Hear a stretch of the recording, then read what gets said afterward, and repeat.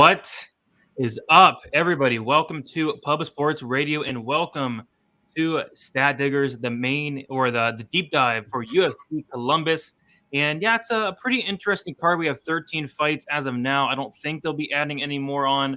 This is a fight card that got kind of changed around quite a bit. Lots of new opponents stepping in the last couple months, and we did lose a couple fights, but as a whole, the card is still pretty good. And as always, I'm here with Uncle Weezy. Uncle Weezy, you're looking forward to UFC Columbus here.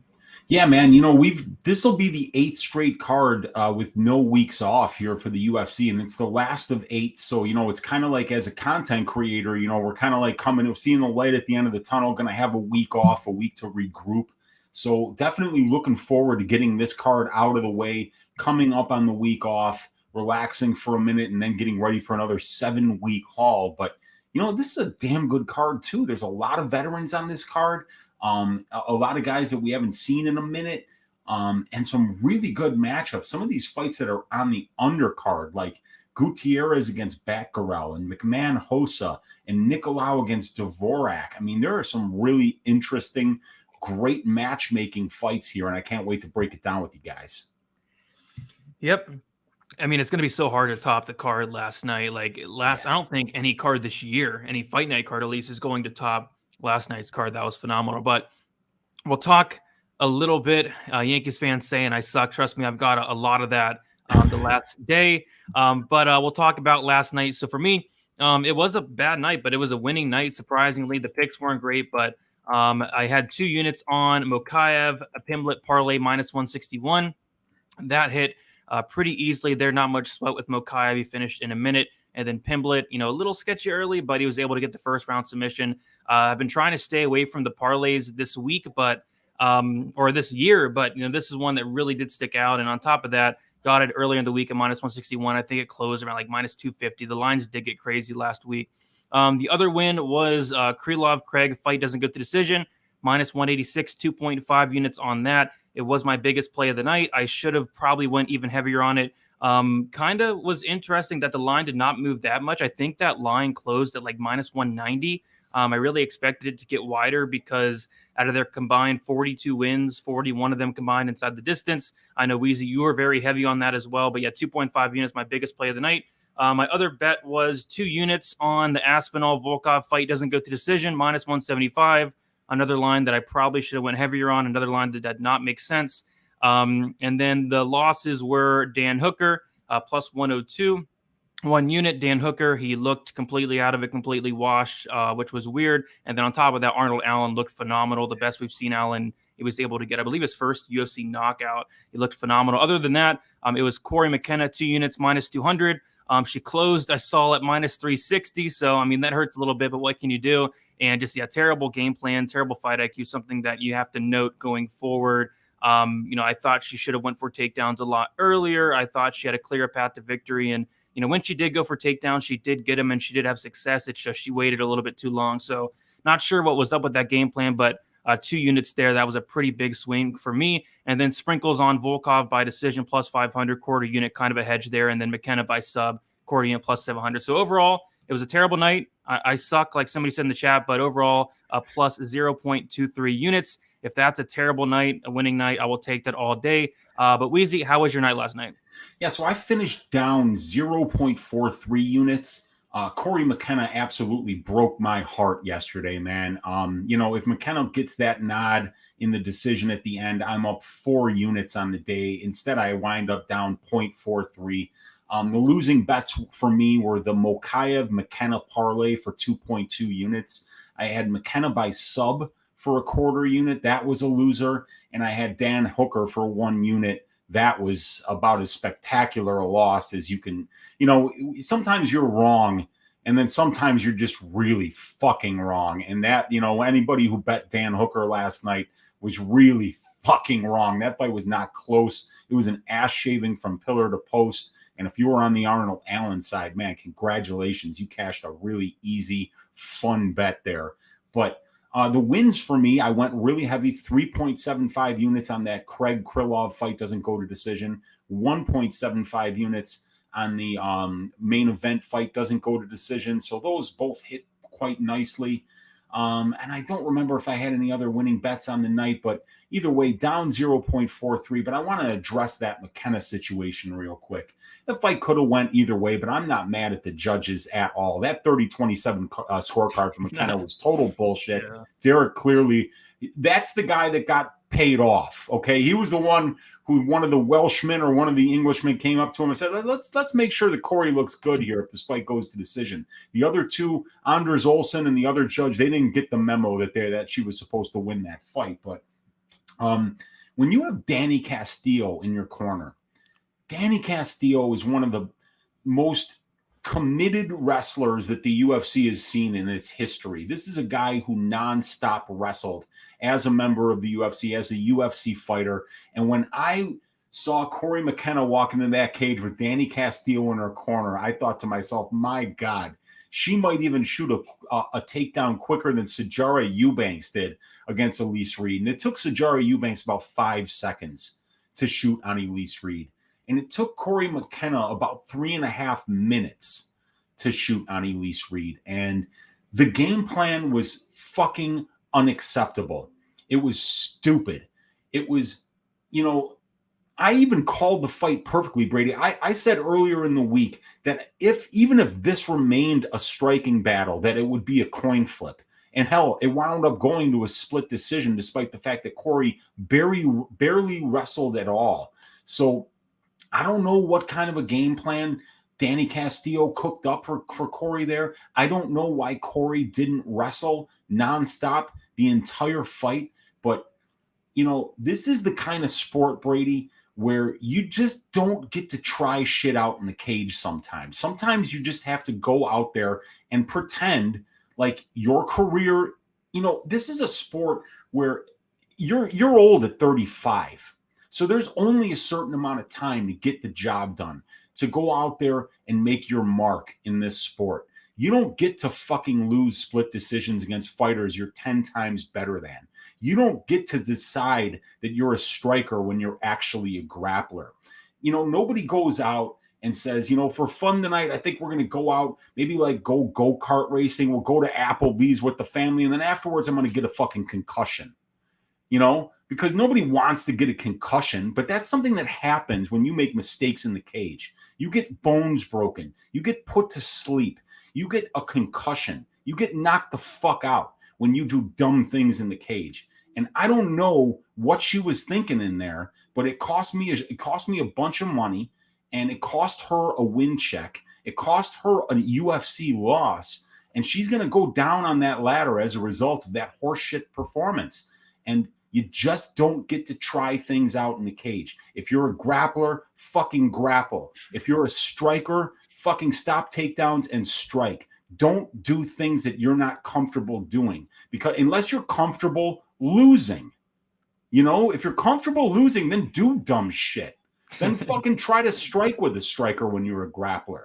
Then try to, go out there and fucking take, somebody's head off, when you're the grappler.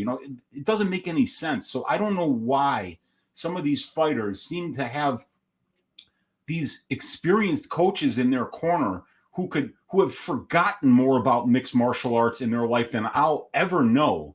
But then they go out there and they come out with a completely unacceptable game plan.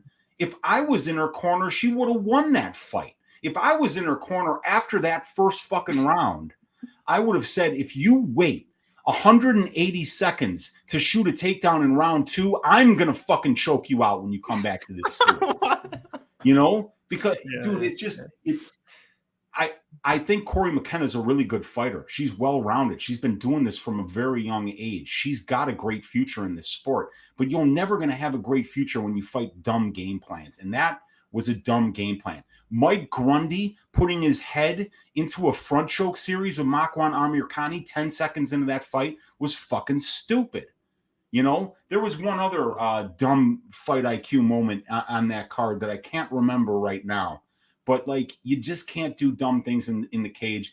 That's my I had to go off. I had to go off about fight IQ. I'm done now, but I just had to get that off my chest, Brady. It just fires me up to no end.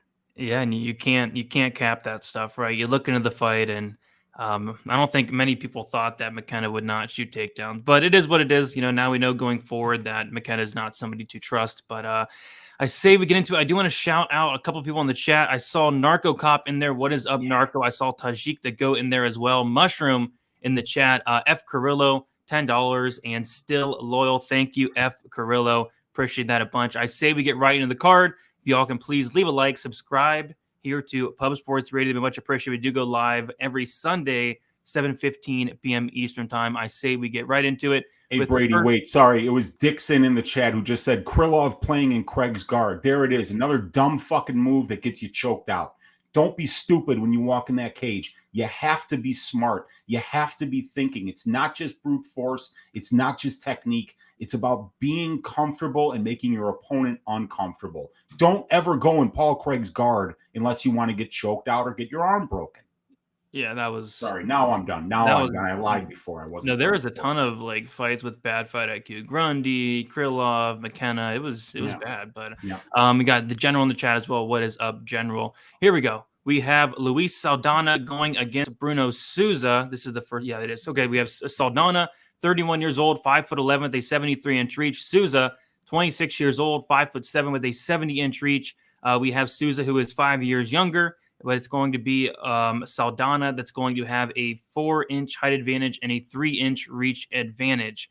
We'll take a look at the last few fights. Saldana did make his debut against Jordan Griffin, won that fight by decision. He did have a knockout win, I believe, in the third round on the Contender Series against Vince Murdoch, and then just recently lost a decision to Austin Lingo. And Bruno Souza did make his debut against Melsik Bagdasaryan, and he lost by decision. I will say I did think he did better than a lot of people expected. A lot of people expected Bagdasaryan to actually knock him out, but he was able to go to decision. He clearly lost it, but at least he didn't get knocked out by Melsik there. So this is a fight that I feel like, I don't know, I feel like it could be pretty boring. Most Souza fights are just very, slow paced. We took a look at Souza in his last fight. I think he landed 43 strikes in 3 rounds, and that's the case for a lot of his fights.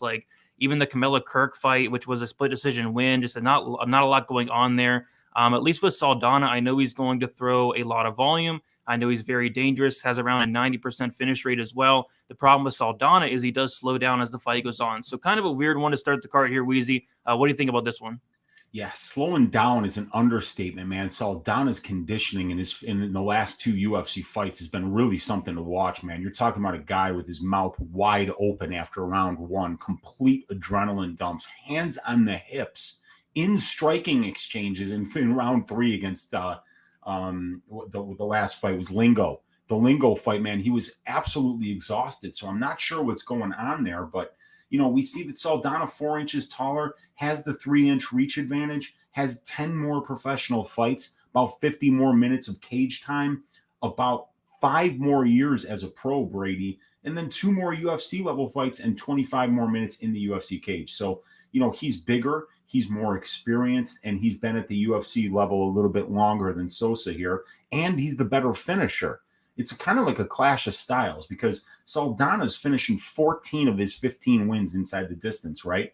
But Bruno Souza is only finishing 30% of his 10 wins. I mean, you very rarely see male fighters with a less than 33% finish rate anywhere in the UFC, even at the flyweight division. But Souza, 30% finish rate. He's never been finished in 2 losses, and Saldana's been finished in 3 of his 7 losses. So you got a real finisher in Saldana on the feet, throws with a lot of power against a karate-style point fighter in Bruno Souza. And what's weird is these karate-style point fighters are usually very hard to close distance on and very hard to hit because they're defensively responsible, because they're in and out and they manage distance well. But against Bagdasaryan, man, Souza showed 39.5% striking defense. So that's not going to get the job done. But Saldana has to kind of get the damage done early because, yikes, man, unless he's fixed that conditioning, that's going to be a serious problem in this fight because Souza is the kind of guy who can move on the outside, dart in and out, and then move laterally around, outside the cage, left and right, in order to kind of just frustrate you, make you chase him. This fight is lined pretty closely, and I can see why. I would like to see either one of these guys have the ability to get a takedown here, actually. But Sosa, I only saw him really shoot for one takedown against Bagdasarian. They have him credited with 4 takedown attempts. I saw one. I saw him go for one in earnest, and he didn't get it. And then Saldana has attempted 5 takedowns in his UFC tenure thus far, and he hasn't gotten any of them. So it kind of feels like it's going to be a striking battle. Sosa's probably going to not engage very much, and I think the optics will be better for Saldana. And if Saldana can push a pace for 3 rounds, it should be his fight to lose here. But I can't count on his conditioning, and it just makes it hard to understand which one of these guys is going to be more explosive, because I can't predict whether Saldana is going to show up for 1 round or 3. Yeah, I gotta go Saldana here. I mean, there's no way I can possibly pick Souza. The gas tank is definitely a concern, but at least I know with Saldana, he is dangerous. He does hit hard. He is a finisher, and he's going to throw volume, whereas Souza, he just doesn't throw anything. And on top of that, Souza, I think he has like 1 knockout. Is that right? 1 knockout in his entire career, Bruno Souza? One. Yeah. One so is a pro. Yeah, so that's concerning. So I got to go Saldana, but my rule, don't bet on bad gas tanks, and Saldana's gas tank is very, very bad. If he does not get the first round finish, it could definitely get sketchy in the second and third, but I still think he's going to be throwing more. So I got to pick Saldana, but it's not something I'm really looking to bet. We see that it opened up a pick 'em -110. It's currently -120 in favor of Saldana, and then Souza opened up -110, and he's currently +100. The fight goes to decision -190. The fight doesn't go to decision, is +150. I think if this fight does finish, it's going to be Saldana. But I kind of am looking at like a Saldana decision, as Souza's never been finished before. No props stick out. I'm not betting the money line. Any thoughts on the money line of props? Yeah, so for the props, because Saldana's got a 93% finish rate, if you like the fight doesn't go, I mean, Bruno Souza couldn't finish anyone at this level, I don't think. So, maybe you bet Saldana inside the distance or Souza by decision, but I don't think there's any point in betting the time props, because I don't think it really includes both fighters in it, because one fighter's more of a finisher, one of them is more of a point fighter. So might as well just bet Souza by decision if you're on the over, and bet Saldana inside the distance if you're on the under. Yeah, and the Narco was saying that Souza's 5'10". Okay, I'll change that. I think that on UFC stats it had 5'10". That's fucked up. It's exactly what it is. I must have cut and pasted it from a different spot. But yeah, I'll change that right now. All right, it happened. I mean, it's not going to make any difference in the fight, but it's something to note there. Souza is a long featherweight, so this is, but Saldana going to have that 3-inch reach advantage here. But yeah, they're about the same height. So thanks for clearing that up, Narco Cop. Appreciate it. Thank you, Narco, and thank you for hanging out. Thank all of you for hanging out. Hit that like button if you guys can. Thank you for hanging out on a Sunday talking about some UFC Columbus. Let's move on to the next fight. We have Kisrev going against Denise Taluin. We have Kisrev, who is 31 years old, 5'9" with a 74-inch reach. Taluin is 33 years old, 6'1", not sure on the reach there. Kisrev was on the Contender Series. He won the fight by first-round submission within the first minute, and then Taluin is coming in on short notice. I'm not sure who Kisrev was supposed to fight, but looks like Denise Taluin is coming in on short notice here. And this is kind of it seems like a really good spot for Kisrev here. This guy looks legit. I was able to watch a lot of fights of him. The striking looks very dangerous on the feet, but his grounded pound is extremely vicious. His wrestling looks very good. Good grappling. He seems like a really overall, good fighter, and very, very dangerous. Taluin, it's kind of tricky because I was able to watch a couple fights of him. I would have liked to see more. I mean, the problem with him is he just has not fought anybody good at all, and the dog's barking. So maybe he's live, but no, I don't think he's live. Or I think Kisrev probably takes him down and pounds him out, probably in the first round. It's going to be a big step up in competition for Taluin. So give me Kisrev first round knockout. I would like to see more tape of this Taluin guy, but just the level of competition is not there for me. What do you think about this one, Weezy? Yeah, I watched all the available tape on Taluin last night after the event, and yeah, I mean he's solid. He's long. He's got pretty good striking. He can kind of survive in the grappling exchanges if he's put in bad spots. But when you look at the competition that Tialulin's fought, so we don't have any stats on Tialulin. We've only got one fight for Kisraev that lasted like less than a round. So let's just kind of just go over Tialulin's wins here real quick. First two wins are against 0-0 guys, and there's a guy named Max Padecci. There's not even a record available for him. Then it's Karnikovov, 2-5 is a win over a 5-3 Ogolchansky in Pro FC, a win over Shamov in M1, 0-0, a win over Oliver Duanda, 0-11, a win over Zaitsev, 0-0, a win over Novikov, 7-8, and then a win in UAE Warriors in March of 2021 over Juscelino Ferreira, 11-2. So he finally got a win, a signature win, and that got him the call up here. So now he's taking on Kisraev on short notice, who was supposed to be fighting Abusupian Magomedov. And this guy, Tialulin, has 5 losses on his record to Ali Skarov in Brave, to a 9-3 Jean-Patrick in M1 Challenge, to Shamalov in M1, 4-0, to Mubarak Shoev, 4-0 in ACB, and then to Fadakov, 1-0. So it looks like the guys that he's getting beaten by are solid guys in ACB, M1, and M1. And then Brave, Ali Skarov is 9-1. So, you know, it's kind of, I don't know if he's got a win at the level of Kisraev in him.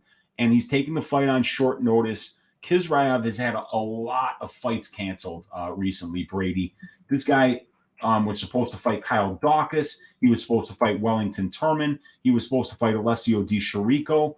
All those fights were pulled out of by Kisraev. So we got problems here in terms of the last fight that he fought was in September of 2020. So we got a year and a half off for this guy. He's a small middleweight, but when you see him fight, he's just fucking terrifying, Brady. I mean, like, big time striking. He throws every strike with 100% force. And when he gets on top of people, the ground and pound is next level. It's that Russian, terrifying Shavkat Rakhmonov-esque ground and pound. And he's got the wrestling to get the fight to the ground if he doesn't like how it's going on the feet. And in one of the fights that I did see from Tialulin, it was the fight that he had against the guy with no record and no profile. He was put on his back a lot, and he did eat a lot of ground and pound. This is a potential ass shaving here, Kisraev over Tialulin. I guess we'll see what Tialulin has at this level. Unfortunately, the last 2 fights against legitimate competition, the Ali Skarov fight and then the fight after that in UAE Warriors, they're not available yet. So I'd love to see those fights before I go on and fully say that I think Kisraev shaves this dude's ass. But that's where I'm leaning right now. Yeah, I think you should. And what's up, Tim? How you doing? And yeah, Narco bringing up the point that he's only fought once in 4 years, and that is definitely true. We'll take a look at the odds, and Kisraev is a big favorite. I want to say he's the second biggest favorite on the card, it looks like, behind Blaydes. Kisraev opened at minus 300. He's currently minus 325. And Denise opened up plus 250, is currently plus 275. And, you know, going through the card today, I was kind of putting the spots that kind of stuck out, and fight doesn't go to decision stuck out for me. And then they open it up at minus 475. So, I mean, you can't do much there, but I do think this fight finishes, but minus 475, they're not really helping us out there like they did with the Craig fight last week. So it's going to be a pass for me, but I think Kisraev should win this fight. Yeah, Kisraev is terrifying, you guys. If you haven't seen the tape on him, check it out. And one of the most hated mixed martial artists ever, Husamar Palhares. One of the reasons he got the call up was because he just beat the hell out of Palhares. Palhares rolls for a leg lock, right? And it looks like, you know, he's setting it up to where it's a possibility that he gets the submission. Kisraev grabs the fence with both hands and just yanks his leg out. And as soon as he gets his leg out, he lets go of the fence and then just starts pounding Palhares' head through the canvas. The referee did nothing about the fence grab, probably because he's like, this Palhares guy is a fucking prick. And you just see Kisraev go off on the ground and pound. And it's hilarious because the ref lets it go on entirely too long. I mean, it was just, if you know Palhares and you know how dirty of a fighter this guy is, and how many guys' careers that he literally ended by refusing to let go of leg locks. You very rarely see high-level mixed martial artists that are dirty people and dirty fighters. Palhares is one of them. And if you enjoy watching a real dirty prick get the shit kicked out of him, I would have to recommend Palhares versus Kisraev. That's all. Maybe he deserved it then, right? It's hilarious. We'll move on to the next fight, though. We have a very good fight. We have Matheus Nicolau going against David Dvorak. We have Nicolau, 29 years old, 5'6" with a 66-inch reach. Dvorak, he is 29 years old, 5'5" with a 68-inch reach. It's going to be Nicolau that's going to have a 1-inch height advantage, but it's going to be Dvorak that's going to have a 2-inch reach advantage. So Dvorak makes his debut against Bruno Silva, wins by decision. I do like that win, but back-to-back wins against, maybe not UFC caliber opponents, and Jordan Espinosa by decision, and then Ronderos by submission. As far as Nicolau, he is 4-1 in his last 5 fights, a decision win over John Moraga, a decision win against Luis Smolka, a knockout loss to Dustin Ortiz, a decision win against Manel Kopp, and then a decision win against Tim Elliott. Weezy, what do you think about this fight here? Yeah, this is a high-level flyweight fight here. I mean, Dvorak 20-3, Matheus Nicolau 17-2. You add up the records, and these guys are 37-5. So these are high-level guys you don't like to lose. The experience numbers are very similar. 2.5 minutes separates them in the cage, and about 2 months separates them in length of career. But it's Nicolau who's fought a little higher of a percentage of his career at the UFC level. About 45 more minutes in the UFC cage for Nicolau. Dvorak, the better finisher with an 80% finish rate overall, and he gets half of his submissions by submission, half by knockout. And Nicolau is about a 53% finish rate, so he's finished 9 of his 17 wins, and that would be 5 of them by submission, 4 of them by knockout.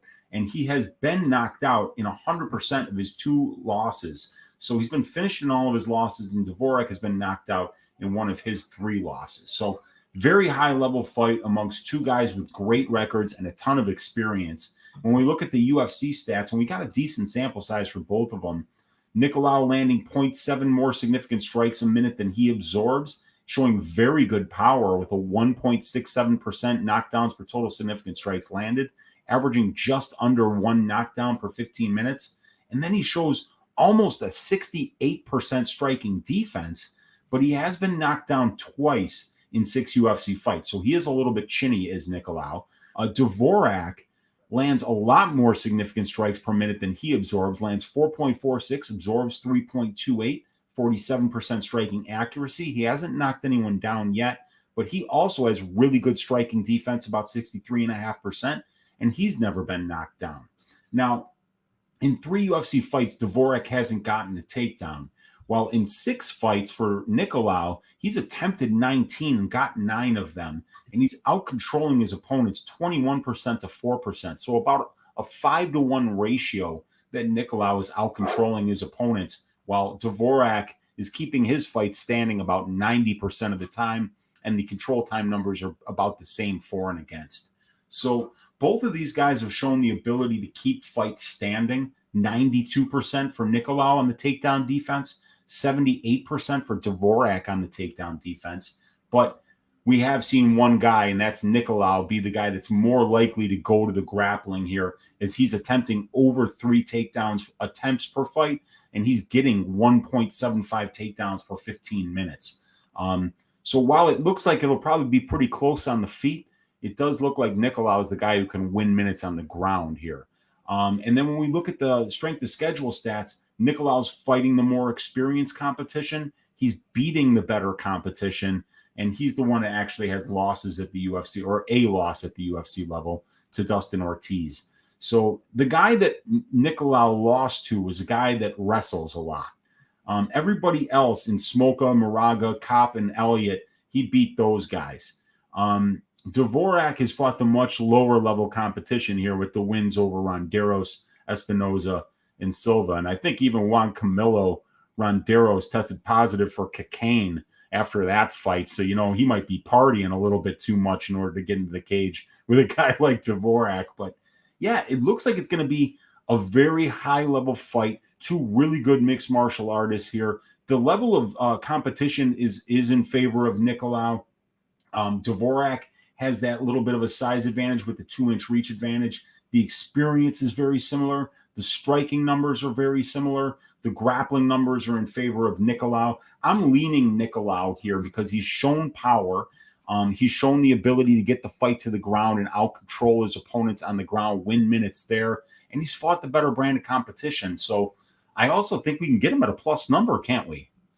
Yeah, we can. He's currently sitting at plus 125, and Dvorak is minus 145. It actually opened up a pick'em, which that kind of makes more sense to me because I agree with a lot of things you said. I think in terms of the ground game, Nicolau, black belt, I believe in BJJ, very good grappler, the ability to get it there. On top of that, better competition as well. But I think there's some hype on this Dvorak guy, and rightfully so. This guy is very, very good on the feet. Like you said, a lot of volume. And on top of that, this guy has not lost since 2012, May 11th, 2012. And I think that's why he is a favorite here. But as far as the fight goes, I see this being very close on the feet. And I think Nicolau could potentially win minutes on the mat. The chin is always a concern of Nicolau. He has been knocked out once inside the UFC, knocked out once outside the UFC as well. But I think Nicolau is very, very live in this fight. So maybe a potential underdog spot. It looks like money's coming in on Dvorak. He was at minus 140 earlier, now to minus 145, and Nicolau plus 125. The fight goes to decision, minus 210. The fight doesn't go to decision, is plus 160. I think this does go to decision. I think it's close, and I slightly lean with that plus money on Nicolau.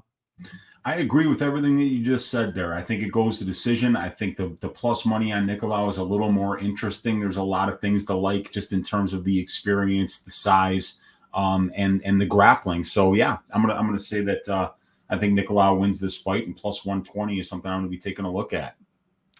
Yeah, I'm 100% there with you. Dixon saying Nicolau is extremely skilled everywhere. His chin is a liability, but if you're going to have a sketchy chin, 125 is the division to have it. I totally agree. You do not want to have a sketchy chin at heavyweight, light heavyweight, all those other divisions up there. We got Eric Betts Fights. What is up? Our dude Eric saying, yo, hit the like button. Y'all show the homie some love. Appreciate that, Eric. Appreciate you stopping by. Raw Torque liking the Nicolau money line. And yeah, I'm kind of with you as well. The Raw Torque and Jay saying, wow, he's a dog. And yeah, he's a dog. Plus 125. That does stick out. But we will keep moving on. Lots of fights to get through. We have, oh boy, Sara McMann going against Karol Rosa. We have Sara McMann, 41 years old, 5'6" with a 66-inch reach. Karol Rosa, 27 years old, 5'5" with a 67-inch reach. We'll take a look at their last few fights. We have McMann, who is 2-3 in her last 5, a submission win over Gina Mazzani, a submission loss to Ketlin Vieira, a submission loss to Marion Renault, a decision win against Lena Landsberg, and a submission loss to Juliana Pena. As far as Karol Rosa, she is 5-0 in her last 5 fights, made her debut against Laura Procopio, won that fight by split decision, won a decision against Vanessa Mello, won a decision against Jocelyn Edwards, and won a decision against Betch Correa. So right off the top, you can see that this is going to be a massive, massive step up in competition for Karol Rosa. But, I really like a lot of things I see from her in terms of the volume. She's attempting 14 strikes per minute. You like to see that. I think the cardio is pretty good. She's shown very good takedown defense, solid cardio, and I believe she's either a brown belt or a black belt in BJJ as well, which is going to be important in this fight. And on top of that, she's young. She's 27 years old. She's getting better. She's going to be 14 years younger in this fight. A lot of things to like about Karol Rosa, but you go and watch Sara McMann, and my goodness, she's so good. I think she has a phenomenal skill set, top-notch wrestling in the division. The problem with Sara McMann is she just makes a lot of mistakes. You take a look at a lot of her losses, and the majority of them are coming by submission.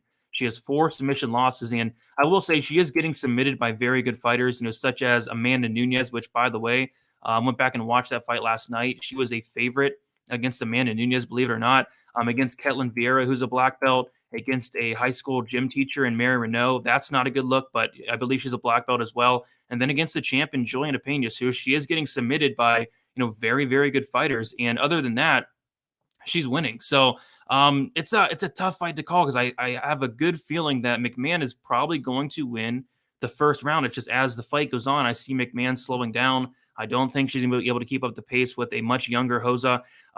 This is a sketchy fight, a very sketchy fight. I was actually kind of tempted on the McMann side, but the problem is, and there's a lot of problems, here's the problem. She's 41 years old. That is not good. She's been fighting forever. The cardio is not there. The fight IQ is not there. The submission defense is not there. Just a lot of sketchy things from Sara McMann. But I'm gonna slightly pick Carol Hosa. I think I'm gonna look at this from a live betting standpoint because, like I said, I think McMann is Bootsy likes her as well, and I think McMahon's probably gonna win that first round.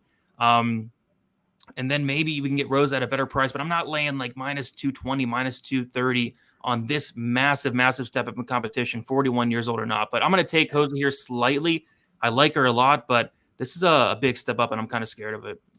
Yeah, you know, Jay, our Yankees fan, says in the chat, I'm done betting women. And believe me, Brady and I were having that discussion last night as well. I mean, like, it's getting stupid. I mean, like, every time I'm confident about a women's fight, it just goes badly for me. You know, I don't know why. It's sometimes you just see some of them come out and they just don't look like themselves. Sometimes it's bad game plan. Sometimes, you know, they're just overmatched. But this is a situation you very rarely see a fighter that's 14 years younger than another fighter. Okay. But we've got a situation here where Carol Hosa is 27 and Sarah's 41. Then in addition to that, you would expect that the 41-year-old fighter would have the experience advantage, and that's not the case here.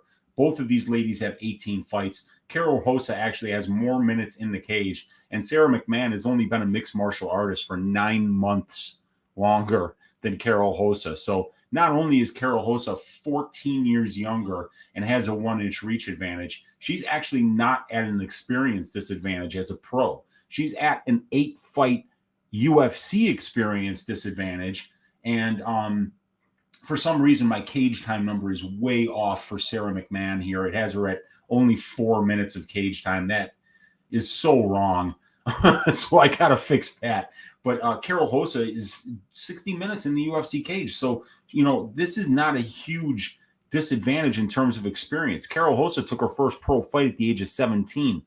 Sara McMann, after being an Olympic wrestler, took her first pro MMA fight at the age of 30. So the age thing is a big deal here. What also is a big deal is the fact that Carol Hosa stopped 11 of 12 takedown attempts here, showing 91.67% takedown defense, and she's been controlled less than 1% of her UFC career, which is spanning 60 minutes.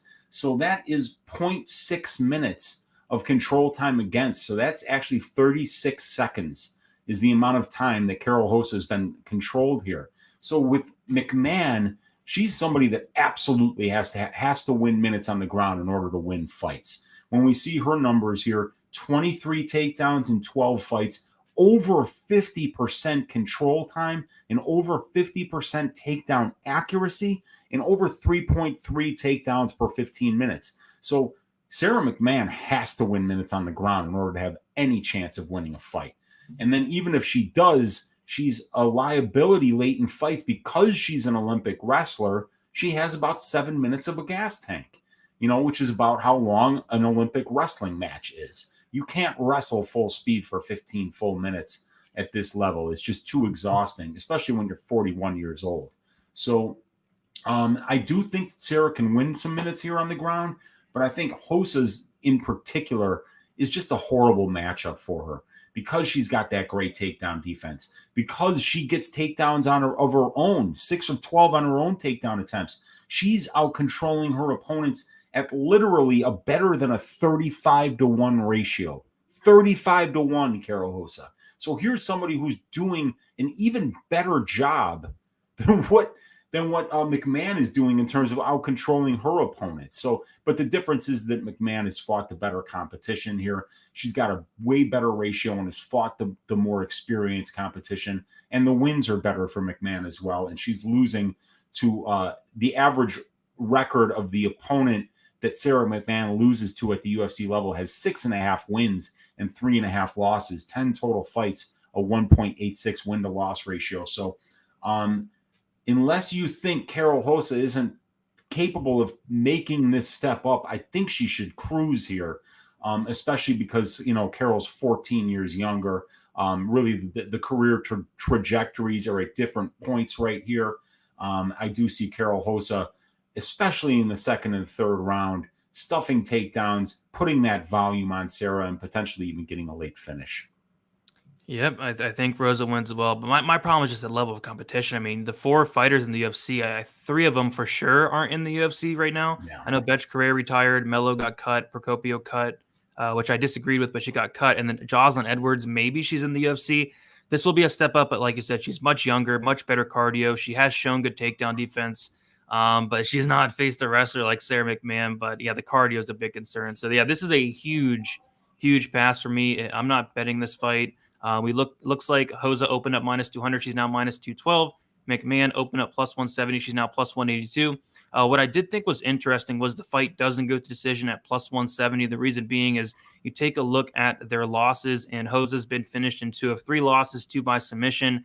McMann, pretty solid finisher, 33% of her wins by submission. And then on top of that, McMahon's been finished in 5 of her 6 losses, 4 by submission, 1 by knockout. So I thought the fight doesn't go might be interesting, but other than that, it's a pass for me. Yeah, 8 of Sara McMann's 12 UFC fights have finished inside the distance, and that's really high for any women's fights because women's fights usually only finish between 30 and 40% of the time. So Sara McMann is really much higher in terms of the aggregate, in terms of how much her fights finish. So when you're getting plus money for a Sara McMann fight to finish, it's not a bad look there. What did you say the fight doesn't go was? +170. Yeah, very interesting bet there, Brady. That's a good eye there. Yeah, that's something the couple spots I was looking at for this week. I did see my dude Bruce in the chat. What is up, Bruce? This guy's the parlay king. It's every week he's sending me like multiple 12-leg parlays he's hitting. Shout out to Bruce. And I do want to shout out Jay as well for the dono, $4 there. Thank you, Jay, so much for hanging out week in and week out. Do appreciate you a ton. But yeah, we'll move on to the next fight here. We have Chris Gutierrez going against Batgerel. We have Chris Gutierrez, 30 years old, 5'9" with a 67-inch reach. He is 32 years old, 5'7" with a 70-inch reach. It's going to be Gutierrez, who is 2 years younger. He's going to have a 2-inch height advantage, but it's going to be Dana with a 3-inch reach advantage. Gutierrez coming in on about a month's notice. It was supposed to be Dana against Montel Jackson, but Gutierrez is stepping in. And like I said, I think like a month's notice there. So, going to have some preparation there, but not a full camp or nothing like that. Gutierrez, he has 4-0 and 1 draw in his last 5 fights. Had a split decision win against Geraldo de Freitas, a knockout win with the leg kicks against Vince Morales, a draw against Cody Durden, a decision win against Andre Ewell, and then a decision win against Felipe Caloris. As far as Batgerel, he made his debut against Alateng Lee, lost that fight by decision, very close fight there, and then he has 3 back-to-back-to-back knockouts against Guido Canetti, Kevin Natividad, and Brandon Davis, 4-1 in his last 5 fights. So we have a striker versus striker matchup. I'd be kind of surprised if either guy, shot takedowns in this fight. You have the leg kicks of Gutierrez, and you have the absolute power of Batgerel. I think this is going to be a very fun fight, Weezy. Yeah, absolutely, man. It's Gutierrez who's a lot more experienced here. About 9 more professional fights and almost 100 more minutes in the pro cage, despite the fact that he's only been doing this about 6 months longer. So he's a lot more active.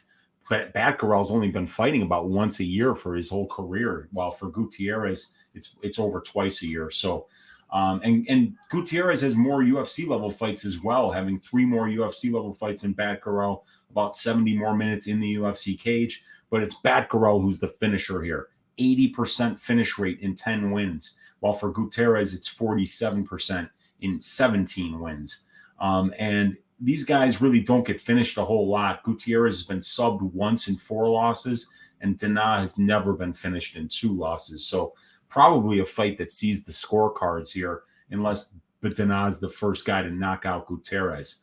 Both of these guys have really nice striking numbers, but in particular, Batgerel's are just crazy because of the 3 knockouts.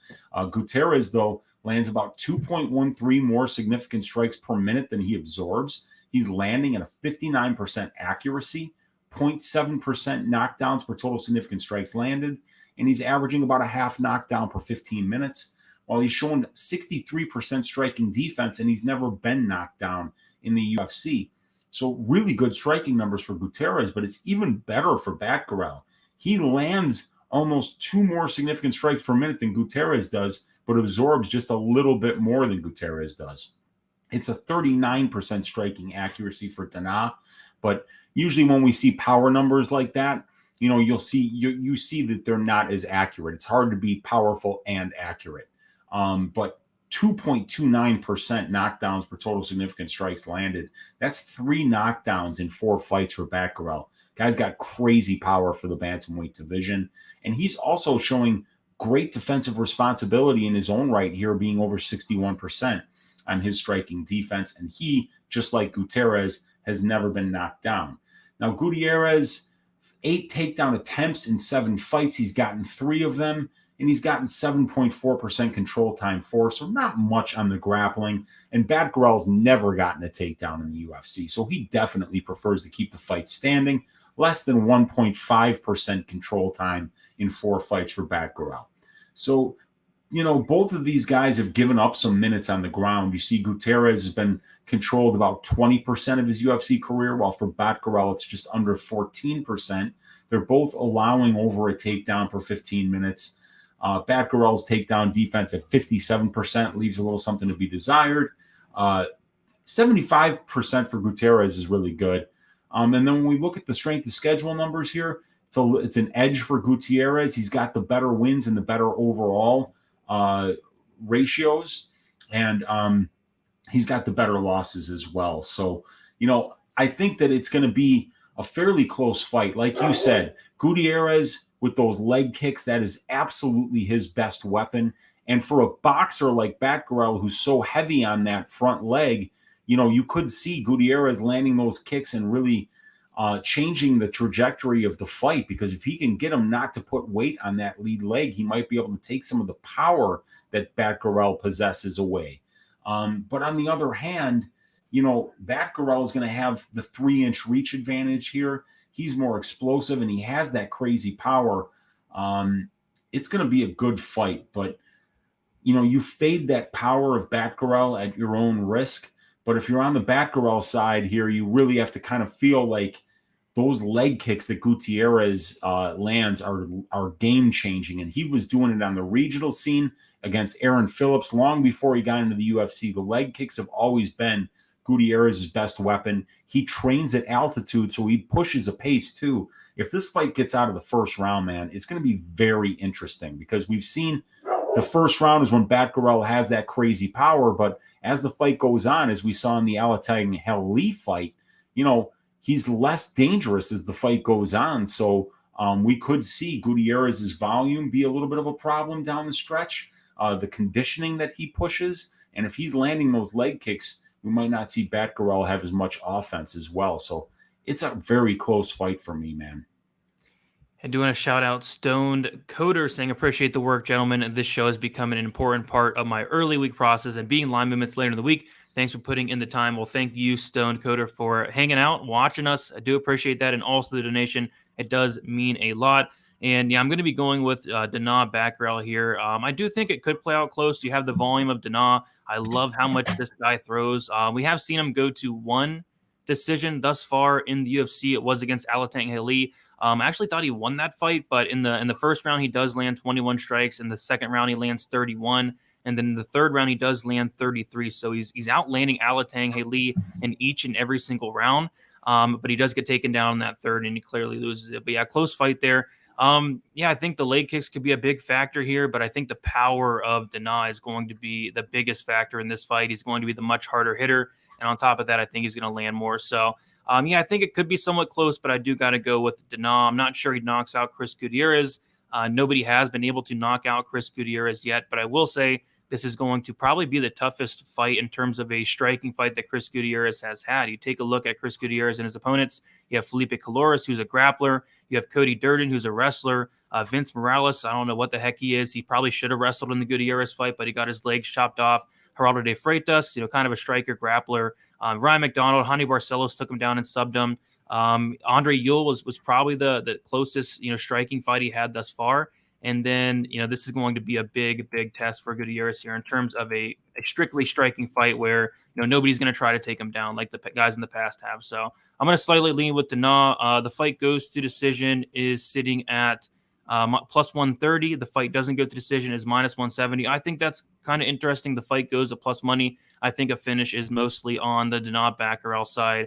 I'd be kind of shocked if Gutierrez finished Dana with leg kicks or something. So yeah, fight goes decision plus 130 would be something I'm looking at. Don't know if Dana knocks him out here. Yeah, and the other thing is too is that Brandon Davis had never been knocked out prior to the Dana Batgerel fight. And I remember saying prior to that fight, I was like, man, I like Davis here. Batgerel's got that power, but nobody can knock out Brandon Davis. So for all the people who are like, oh wow, Gutierrez, he's fought some really good kickboxers, Valiev, Phillips before he got to the UFC, and then guys like Ewell and Morales is a really good boxer. So he's fought, high-level boxing competition, but, just because he's never been knocked out doesn't mean that Batgerel can't sleep him, because this dude, he hits different for a bantamweight. Serious power. He separated Brandon Davis from his consciousness. First person to do that. That Brandon Davis is one tough dude. So, I'm through shorting Dana Batgerel's power. I'm done with it, man. I'm not standing in his way here. Yeah, this guy hits like a freaking truck. So, yeah we'll see what happens, but I will be slightly edging Dana there. Move on to the next fight. We have Marc Diakiese going against Slava Borschev. We have Diakiese, 29 years old, 5'10", with a 73-inch reach. Borschev, 30 years old, 5'11", with a 69-inch reach. It's going to be Diakiese, who's 1 year younger. Borshev's going to have a 1-inch height advantage, but Diakiese is going to have a 4-inch reach advantage. Diakiese is 2-3 in his last 5 fights, a decision loss to Nazareth Hackbrast, a decision win against Joe Duffy, a decision win against Lando Venata, a decision loss to Rafael Fiziev, and then a submission loss to Rafael Alves. As far as Borschev, he is 4-1 in his last 5 fights, a decision loss to William Starks, a knockout win against Delaney, a knockout win against St. Louis, a knockout win against Chris Duncan, and then a knockout win against Dakota Bush in his UFC debut. Very good fight here. Weezy, what do you think about this one? It's a good one. Very interesting. Big fan of Slava Claus. He's really fun to watch. If you don't enjoy him, I don't know what to tell you, man. He's just been really great. The Russian dance after the fights is a treat. The guy's striking is really fun to watch. Seems like he's a really nice guy as well. But this is an interesting fight here. This line makes no sense to me, okay? So we got, surprisingly, Diakiese is the younger man here. He's 1 year younger than Viacheslav. He's going to be 1 inch shorter, but he's going to have a 4-inch reach advantage here. So you'll like what the tail of the tape is leaning towards Diakiese. Then you see that Diakiese, despite the fact that he's younger, he's got 12 more mixed martial arts fights, about 120 more minutes in the cage, and about 5.5 more years as a pro mixed martial artist. 8 more fights at the UFC level, over 100 more minutes in the UFC cage. So not only is he the bigger guy, the younger guy, but he's also way more experienced as a mixed martial artist. 50% finish rate for Diakiese. He's only been finished in 2 of his 5 losses. Those were both by submission. He's never been knocked out. Borschev, only 7 fights as a pro, only less than 3 years as a pro, and only 2 UFC level fights. He's got an 83% finish rate. He's finished 5 of his 6 wins inside the distance. He's never been finished. So both of these guys are kickboxers. Diakiese lands 3.06, absorbs 2.8, 38% striking accuracy, good power at 0.6%, knockdowns per total significant strikes landed, 54% striking defense, not great. He has been knocked down once in 10 UFC fights and is absorbing 0.13 knockdowns per 15 minutes. Borschev lands 6.16, absorbs 5.08, 65% striking accuracy, 3.5% knockdowns per total significant strikes landed. That's 2 knockdowns in 2 fights, 3.24 knockdowns per 15 minutes. So serious power numbers. But here's the thing, you guys. Marc Diakiese is a kickboxer, but he's a mixed martial artist. He's attempted 45 takedowns in 10 UFC fights. This guy actively goes to the wrestling, and he will use it to win minutes. That is an easy recipe for minute winning against a guy like Borschev, who has a kickboxing base. He's new to mixed martial arts. He's been doing it for less than 3 years. He doesn't have the wrestling that Diakiese has. So I see the skills on the feet being very close. I mean, Diakiese is younger. He's longer. He's way more experienced. He's way more well-rounded, and he's fought the way better brand of competition and beaten the way better brand of competition. But yet, despite all of that information that I just gave you, Viacheslav is a minus 190 favorite here. He was only minus 190 against Dakota Bush. I mean, I don't understand this. I like Borschev. I think he's super fun. I think he's a great kickboxer. His body shots are absolutely nasty. When he hits, it hurts, and he thrives in those exchanges. But there's holes here, Brady. There's big holes. He's new to the game. The get-up game is good, but the takedown defense is bad. And Diakiese covers distance well. He manages range well, and he's got a good amount of power. And let's not forget, if you think Borschev is going to be the better kickboxer here, this guy just went 3 rounds with Fisayev. Only got outlanded by 10 significant strikes over a 15-minute fight. Dude, this doesn't make any sense to me. I'm a Borschev fan. I think he's great. I think it'll be close on the feet. But for him to be minus 190 is crazy. Yeah, especially when you see the wrestling numbers of Diakiese, he's more than willing to go out there and take guys down. You take a look at some of his wins, like the Venadas fight really sticks out, considering how good Venadas' takedown defense has looked as of late. He was able to take down Venata 4 times. I mean, that's not easy to do, and he was able to control him for over 5 minutes in that fight. And he's won fights with his wrestling. And then you take a look at a guy like Borschev, who's a phenomenal striker. This guy's amazing on the feet, but you watch his fight, and I'd be shocked if you can find one fight of this guy not getting taken down. This guy gets taken down so many times very easily in every single fight. Even in his debut against Dakota Bush was able to get him down twice in a 3.5 minute first round fight. And then as far as this Contender Series fight, Duncan was able to get him down twice. And even in the striking, I don't know if you noticed it, but Bush was kind of winning the striking exchanges early on. Bush actually outlanded Borschev 8-6 at distance, which was pretty weird. I know the fight didn't last too long, but Bush had some success, and he actually hurt Slava. Slava was kind of wobbly. I think Bush maybe landed a knee or something. Diakiese's no joke on the feet whatsoever. I do favor Borschev on the feet, but Diakiese's going to have a path to wrestle here. I think he can easily get takedowns. He's done it against guys with much better takedown defense. And it's a very close fight, but, as I always say, and the hype drives the line. There's a lot of hype on this Slava guy. People love the whole Slava Claus thing, the whole dance, and I get it.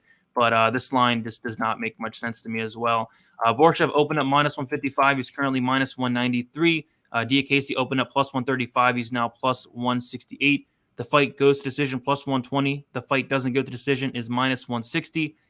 And, yeah, I mean, it doesn't really seem the odds don't seem correct here, Weezy.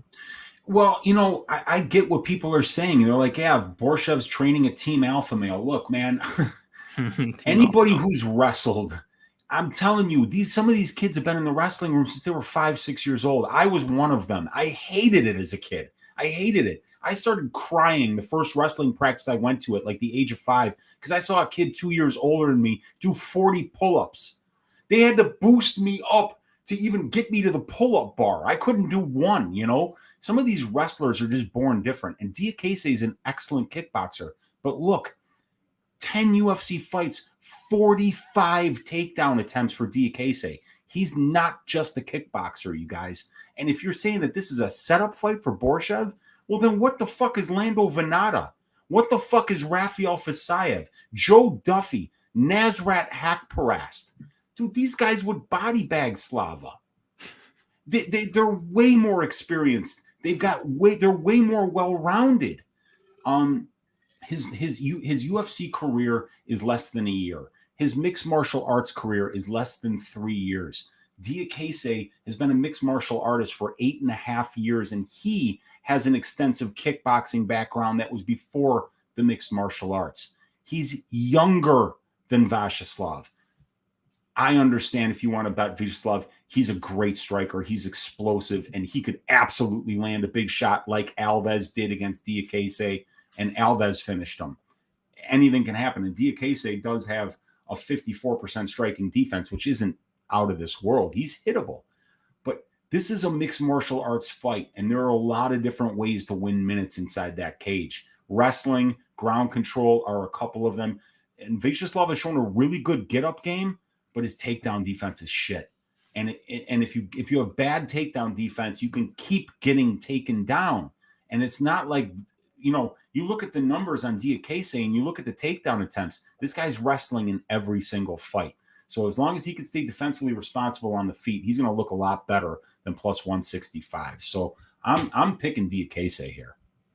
Yep, I agree. Blood Diamond saying Slava is at alpha male. His takedown D is good. Weezy or Bug. I can assure you, Blood Diamond, this guy's takedown defense is horrendous. I mean, go watch. It's 33% on paper. Yeah. On paper, it's 33%. So that's shit. Okay. And then you just watch, and he gets taken down in every damn fight. And he gets up, though. He does get up every damn time. So that's what's good. It's the commitment to getting back up after he gets taken down. He doesn't get comfortable on the ground. You love to see that out of a striker.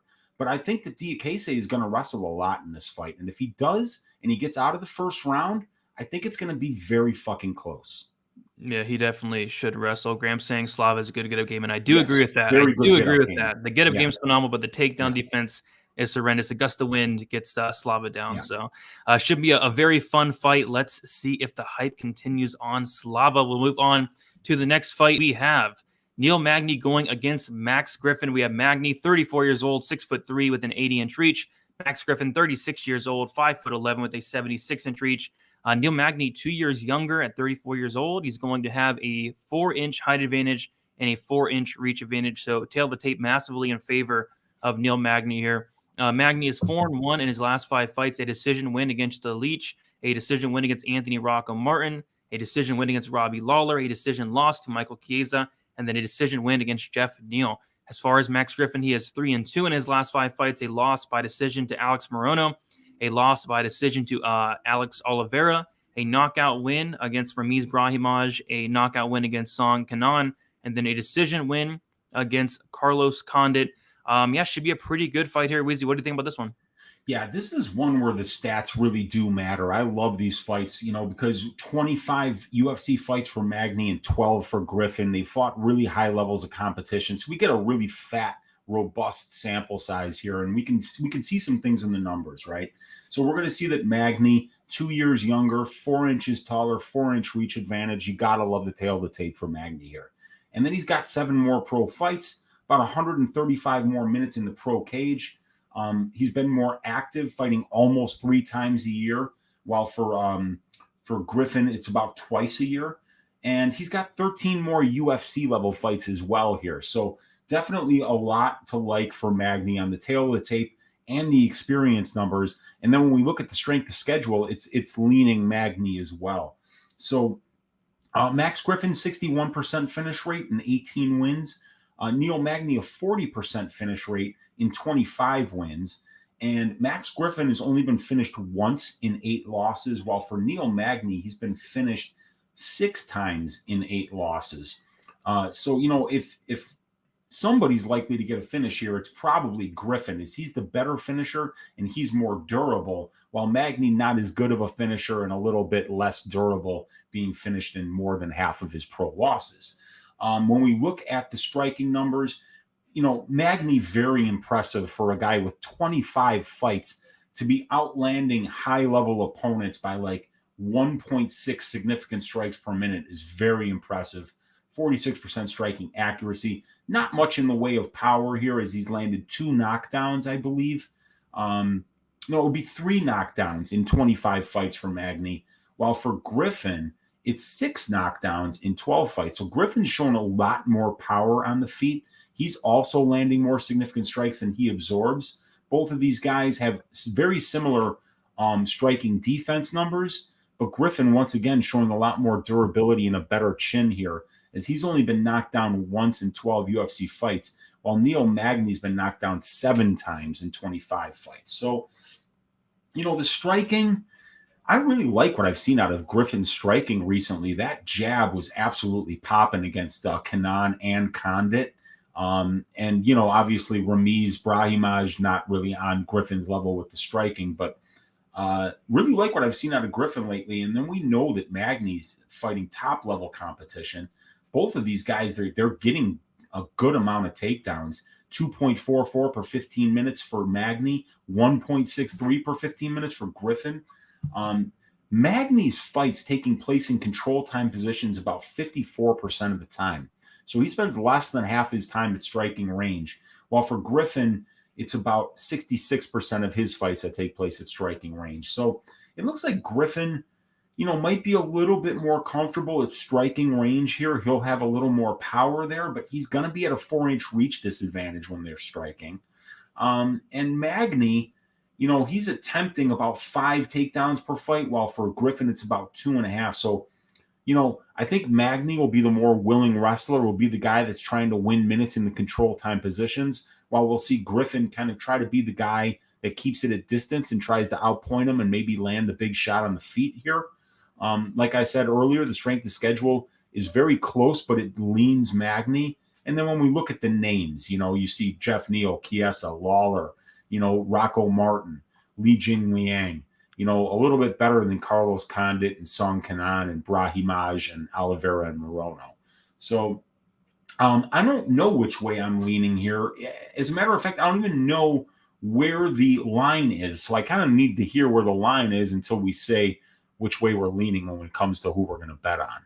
Yeah, on paper, it seems like a pretty close fight. I did notice the same thing. Like Max Griffin's making a ton of improvements in the striking, which is kind of weird to say because he's 36. But yeah, his striking is looking very, very good. Looks like Neil Magny opened up -150, is now -210. And then Max Griffin opened up +130, and he is currently +180. Yeah, I mean, I guess at that price, Griffin seems interesting. But we, like I say, the numbers matter a little more when you got this many fights, right? So we do know that Magny's more experienced. He's fought the better brand of competition. He's the more willing grappler. He thrives in those grappling positions quite a bit. While Griffin, hasn't fought the best level of competition. His wins aren't as impressive as Magny, but you look at those numbers, the power is clearly in Griffin's favor. The durability is clearly in Griffin's favor here. But Griffin, surprisingly, is the guy that's older. And that kind of shocked me when I saw this, because you think of Magny with the 33 fights, the 400 minutes of cage time, as being the guy that would be older here, but it's actually Griffin.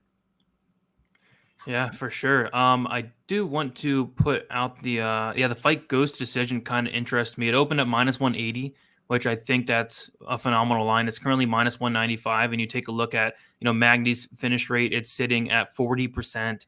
He's not finishing Max Griffin here. Max Griffin 61% finish rate. Magny has been finished quite a bit, 4 times by submission, 2 times by knockout. So I guess if there is a finish, it's by Max Griffin, but don't really see it. And Max Griffin's very, very durable. He's only been knocked out once in his entire career, 26 fights. So I kind of like the fight goes a little chalky and looks like it's getting hammered as we speak.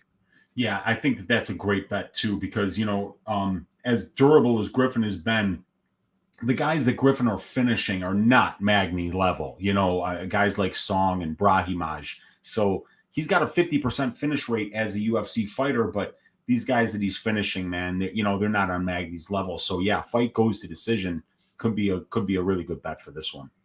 Yep, I think that's where I'd look, but by the time it opens up on BetOnline, I don't think we're going to get anywhere near the -190 it's at now. But I think we can move on to the next fight. We do have Jennifer Maia going against Manon Fiorot. We have Jennifer Maia, 33 years old, 5'4" with a 64-inch reach. Manon Fiorot, 32 years old, 5'7" with a 65-inch reach. Fiorot is 1 year younger. Fiorot is going to have a 3-inch height advantage and a 1-inch reach advantage. Jennifer Maia, she is 2-3 in her last 5 fights. A decision loss to Caitlin Chukagian, a submission win against Joanne Calderwood, a decision loss to Valentina Shevchenko, a decision win against Jessica Ai, and then a decision loss to Caitlin Chukagian. Manon Fiorot made her debut against Victoria Leonardo, won by knockout. She knocked out Tabitha Ricci, I believe, in the second round, and then she did win a decision against Mara Buena Silva. So this is one I wanted to look into very early. I saw -270 on Manon Fiorot. I looked into it, and I really do think she wins this fight.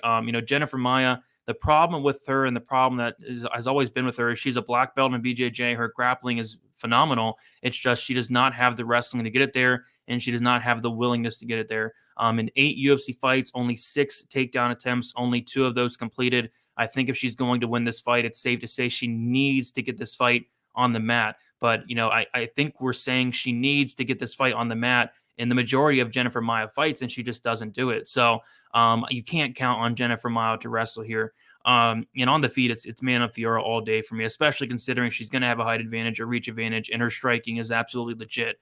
I do think, Maia could make this a little bit closer than people think. I do like the pressure of Maia. I do like the volume, but it's clear as day that Fiorot is going to have the striking advantage. If this fight does hit the mat, you got to favor Maia there. I just don't see how it does. The one thing I will say is in Fiorot's fight with Mara Bueno Silva, she did take down Silva a couple times, which, there's a good and a bad to that. The good is I'm glad to see that she is well-rounded and she is a really good grappler in her own right. But the bad is you're kicking Silva's ass on the feet. It's completely one-sided. A judge even gave you a 10-8. Why would you take down Mara Bueno Silva, who is a legit black belt, who has 3 or 4 submission wins? So I'm hoping Fiorot doesn't try to take down Jennifer Maia here. If she does, Maia will, more than welcome that. But if you're Fiorot here, just stuff the takedowns if they come, keep it at range, and just pick apart Jennifer Maia for 3 rounds. I think Fiorot wins this fight. It's a big step up of competition, but, stylistically, unless Jennifer Maia gets this fight down to the mat, unless Maia gets on top, unless Fiorot makes a mistake and takes down Jennifer Maia, I think it's a pretty solid spot for Fiorot here, Weezy. Yeah, I couldn't agree more. Fiorot is the real deal. We've watched Fiorot strike in the UFC, and her striking is clearly next level. Her range management is damn near perfect. Her ability to just not let her opponent anywhere near her with those front side kicks that she throws. She just manages distance so well. She hits so hard for a flyweight. And the one thing that people who didn't watch the regional scene footage on Fiorot that they're missing is that she's a damn good grappler. And she can use wrestling and Brazilian jiu-jitsu to win minutes and win fights, actually. Her pro debut was against Leah McCourt, a pure grappler. It was up a weight class and a half, and she fucking flat out won that fight. I don't know what judge in the world scored that fight for the other girl, but Fiorot drowned her. Fiorot won all of the striking exchanges, and when McCourt got on top, she did nothing, and Fiorot got up every damn time. So, Fiorot has had good competitive grappling matches with 145-pounders in her debut. Maia's not even going to be that much better of a grappler than Manon Fiorot. And people might think that that's a stupid thing to say, but you haven't watched Manon grapple. She wins minutes. She's taken down Mara Bueno Silva, a woman who's only winning by submission here really in the UFC. So, this is going to be a very tough fight for Maia because she doesn't close distance well and she doesn't wrestle. She counts on her opponents to take her down. And maybe Manon might do that, but I think even if she does, she could probably stay safe there with Maia, but she doesn't really need to do that. She's going to be the much better striker here. She's going to hit way harder. She's going to be faster. She's younger, and she's 3 inches taller, has a 1-inch reach advantage, and she's just by far the way better striker. And look at this too. Manon Fiorot throws 16.77 significant strike attempts per minute, and her opponents are throwing 8.78. So not only is she hit harder, not only is she more technically sound and accurate, but she throws twice as much volume as her opponents do. So, it's not surprising that she's taking down Mara Bueno Silva because I think Manon Fiorot thinks that she can smash the entire division, including Shevchenko. I don't think anybody's going to be standing in this girl's way. And I think that she's going to mop the floor with Jennifer Maia here on Saturday. Yeah, I wasn't saying she can't grapple. I'm just saying No, I know that. Yeah. I'm just saying people don't really understand how well-rounded Fiorot is. She really is. But if I'm laying minus 400, I want you to have your clearest path to victory, and that's what she is. She's minus 400. Manon Fiorot looks like she is the biggest favorite on the card. She opened at minus 225, currently minus 400. With my luck, if I bet that, she pulls guard in the first round, right? But Jennifer Maia plus 300. I'm going to pick Fiorot to win. I'm going to pick her to probably win this, pretty easily, honestly. But I just can't lay minus 400 on this fight. The fight goes to decision minus 185. The fight doesn't go plus 145. This is a total pass for me. But yeah, Fiorot, as far as a pick, feels pretty safe, but I'm not betting it. Yeah, and then, I mean, like I just said, I'm going to stop betting women at chalk. So I mean, Oh, minus 400. I won't be in the pool here. But I'm going to be rooting for Manon. I think this is a great step up. It's a step up that she absolutely deserves at this point. The Mayra Bueno Silva win was very impressive. This is the next step up. I think she'll take it with class, open even more eyes on Saturday, and then move on to that next step. Yeah, by the way, what was Mayra Bueno Silva doing in that fight? Remember that fight where against Fiorot, she would throw a punch, get hit 50 times, and then be like this, like what?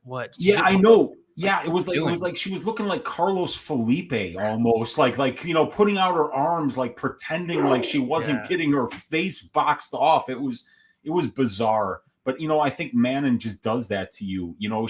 She'll you're gonna leave that cage stupider than you walked in, because she's gonna hit you, man. She's gonna hit you hard. And I think it's a frustrating style dealing with that range management. It's so hard to close the distance on her. I think that Mayra is just a bit confused, and who could blame her? The announcers were dogging her the whole time. It was hilarious. Manon, they only credit her with like 91 significant strikes in that fight. She threw 291. Watching it live, I thought she landed a lot more than 91. Yeah, sometimes the stats just get a little bit weird, but when you watch the fight, it's clear who the better striker was there. Yeah, it was, but it should be a good fight, big step up in competition for Fiorot, but I do think she is ready for this step up. Let's move on, and this is probably my 1-800 gambler fight of the week. We have Ilir Latifi going against Alexey Oleynik. We have Latifi, who is 30 years old, 5'10", with a 73-inch reach. Oleynik, 44 years old, 6'2". Bootsy is liking Oleynik, the old man, 80-inch reach there. So Oleynik, 44 years old, which I believe that is going to make him the oldest fighter on the roster. I'm not sure anybody else is, 45, and I think he's turning 45 in June 20th there. So, almost 45 years old for Alexey Oleynik. This guy has 76 professional fights.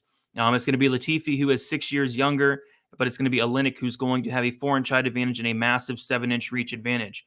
Latifi 2-3 in his last 5 fights, submission win over OSP, decision loss to Corey Anderson, knockout loss to Volkan Oezdemir, a decision loss to Derek Lewis, and a decision win against Tanner Boser. Oleynik, 2-3 in his last 5 fights, a submission win against Maurice Green, a decision win against Werdum, a knockout loss to Derek Lewis, a knockout loss to Chris Daukaus, and a decision loss to Sergey Spivak.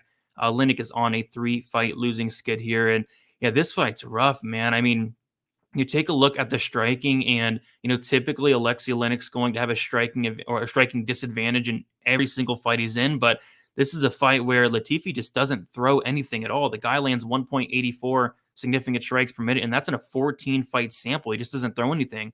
When he does throw, he does land hard, and I think he could potentially knock out Oleynik. But I think Oleynik's going to actually be the minute winner on the feet just because he's going to do things.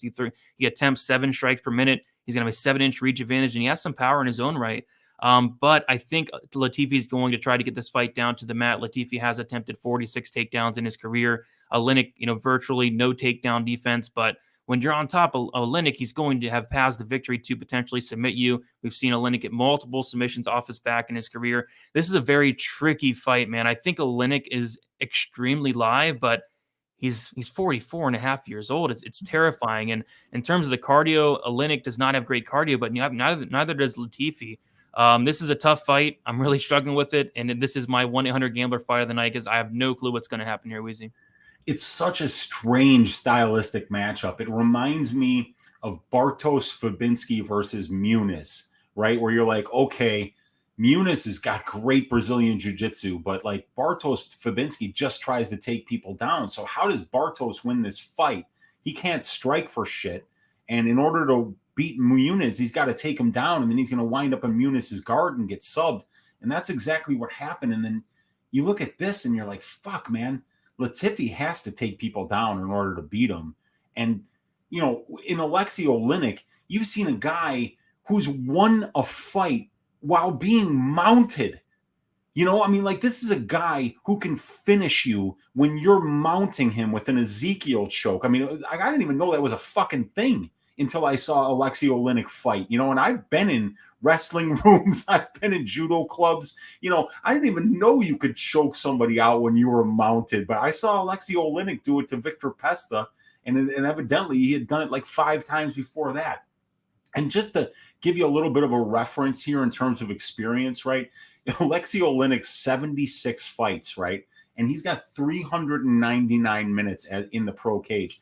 Dude, Neil Magny has more minutes as a pro than Alexey Oleynik, who has 76 professional fights.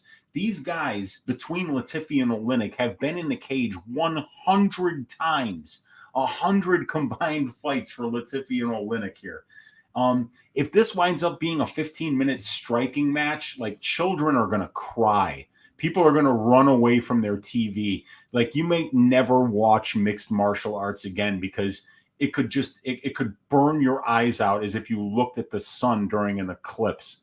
So we got to hope that there's grappling here. We have to hope, because otherwise it's going to suck so bad watching these two guys trying to outpoint fight each other on the feet.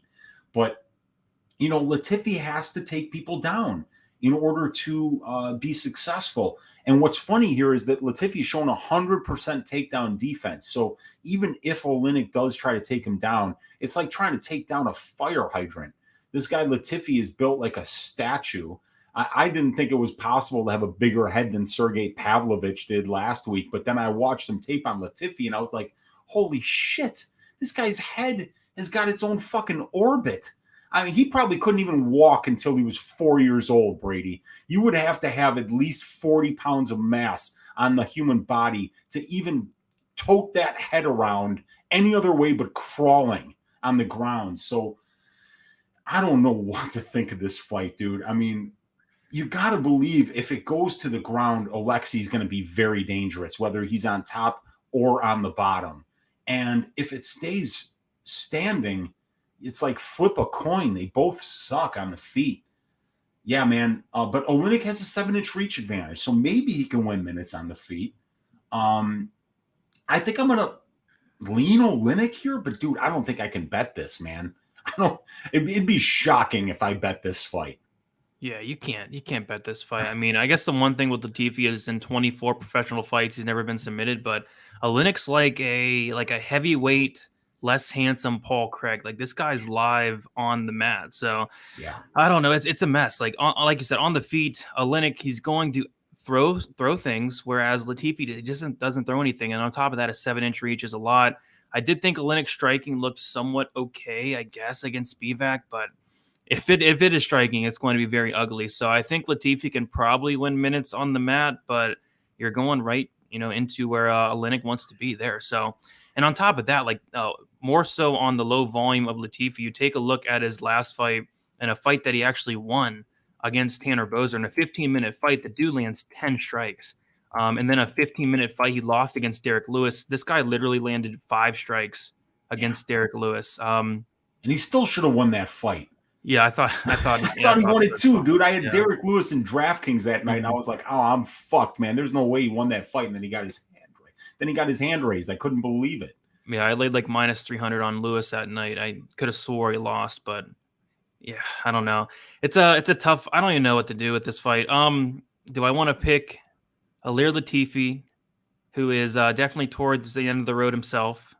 A guy that doesn't throw any strikes is going to go right into where Alexey Oleynik wants to fight, or do I want to pick the 44.5-year-old Alexey Oleynik with no chin? Tough one. Flip a coin. I guess I'll probably lean dog. Like, this is a clear dog or pass. I couldn't imagine laying chalk on a fight like this, but you will not catch me betting on this fight.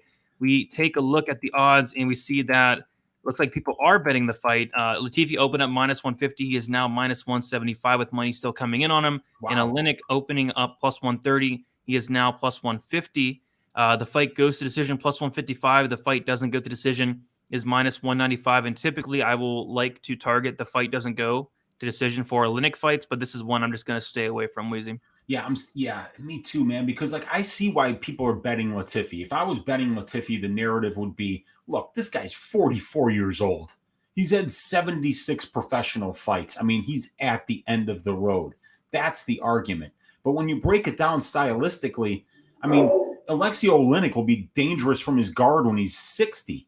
You know, I mean, like he's just that kind of a grappler. So, I mean, I don't know where, you know, does Latifi knock him out standing?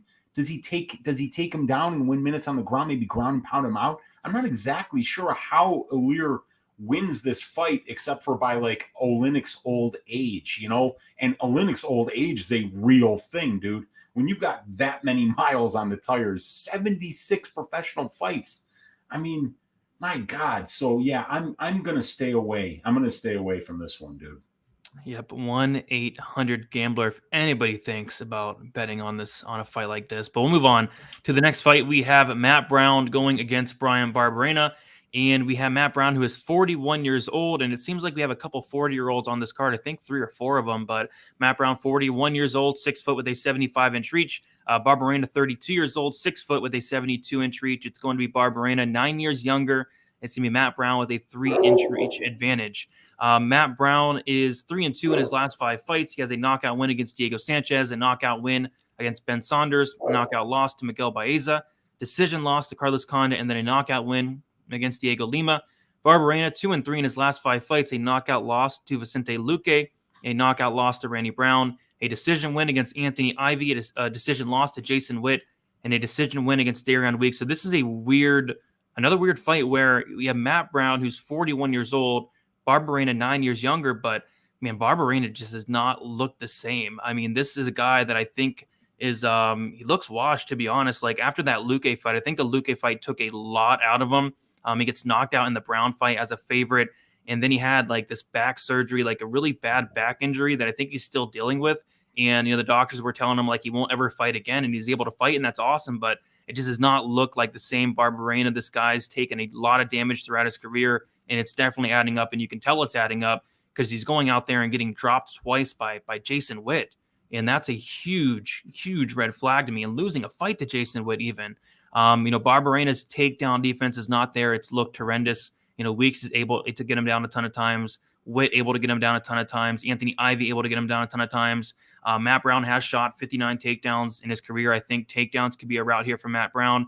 And then even on the feet, like Matt Brown has a ton of power. He showed it in his last fight.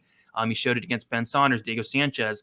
And Bryan Barberena is extremely hittable. He's always been very hittable, 45% striking defense. But, you know, he used to have that chin to back it up. He used to have that toughness. But I think all those wars are just catching up on the guy. And I don't think his chin is quite where it once was. So maybe a hot take here, but I think Matt Brown knocks out Bryan Barberena. I know Matt Brown is 41 years old, but I think he has more left in the tank at this point than what Barberena does. I know Barberena is winning some of these fights against Anthony Ivy, Darian Weeks, who are very low level. But I think Brown knocks out a kind of wash Barberena here. So give me Matt Brown for the win by knockout. Probably another 1-800 gambler fight, but I got to go with Brown. It's a tough fight though.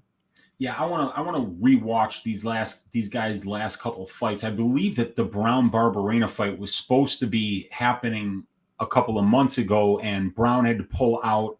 Oh, you know what it was? I think fucking Brown tested positive for COVID, and he didn't even have it. So he tests positive. He has to pull out of the fight, and then he tests negative like 2 days later, and then the UFC won't let him back into the fight, and then that's why Barberena fought Darian Weeks. So I was really looking forward to this fight. This fight is going to be awesome. I don't necessarily need to have money on this one if I don't have a strong lean, because Brown Barberena is going to be a banger. I mean, there's nobody that can convince me otherwise. When has Matt Brown ever been in a boring fight? And you could say the same for Barberena. So this is great matchmaking here. But yeah, Barberena is still 9 years younger, and he might actually be the one that's washed because of those surgeries that he's had. It has nothing to do with Bryan Barberena as a human being or his, ability to fight anymore. It's just, when your back has major surgery, it's hard to get into a cage and fight another grown man. But he's done it twice since the surgery, the loss to Witt, the win over Weeks. So maybe he still has something left in the tank here, but it's Brown who's more experienced. Brown who's got 15 more UFC level fights, 100 more minutes in the UFC cage. Both of these guys finishing very well. Barberena 76% finish. I'm sorry, 75% finish rate, and an 91% finish rate for Matt Brown in 23 fights. So my God, 21 of 23 wins for Brown inside the distance.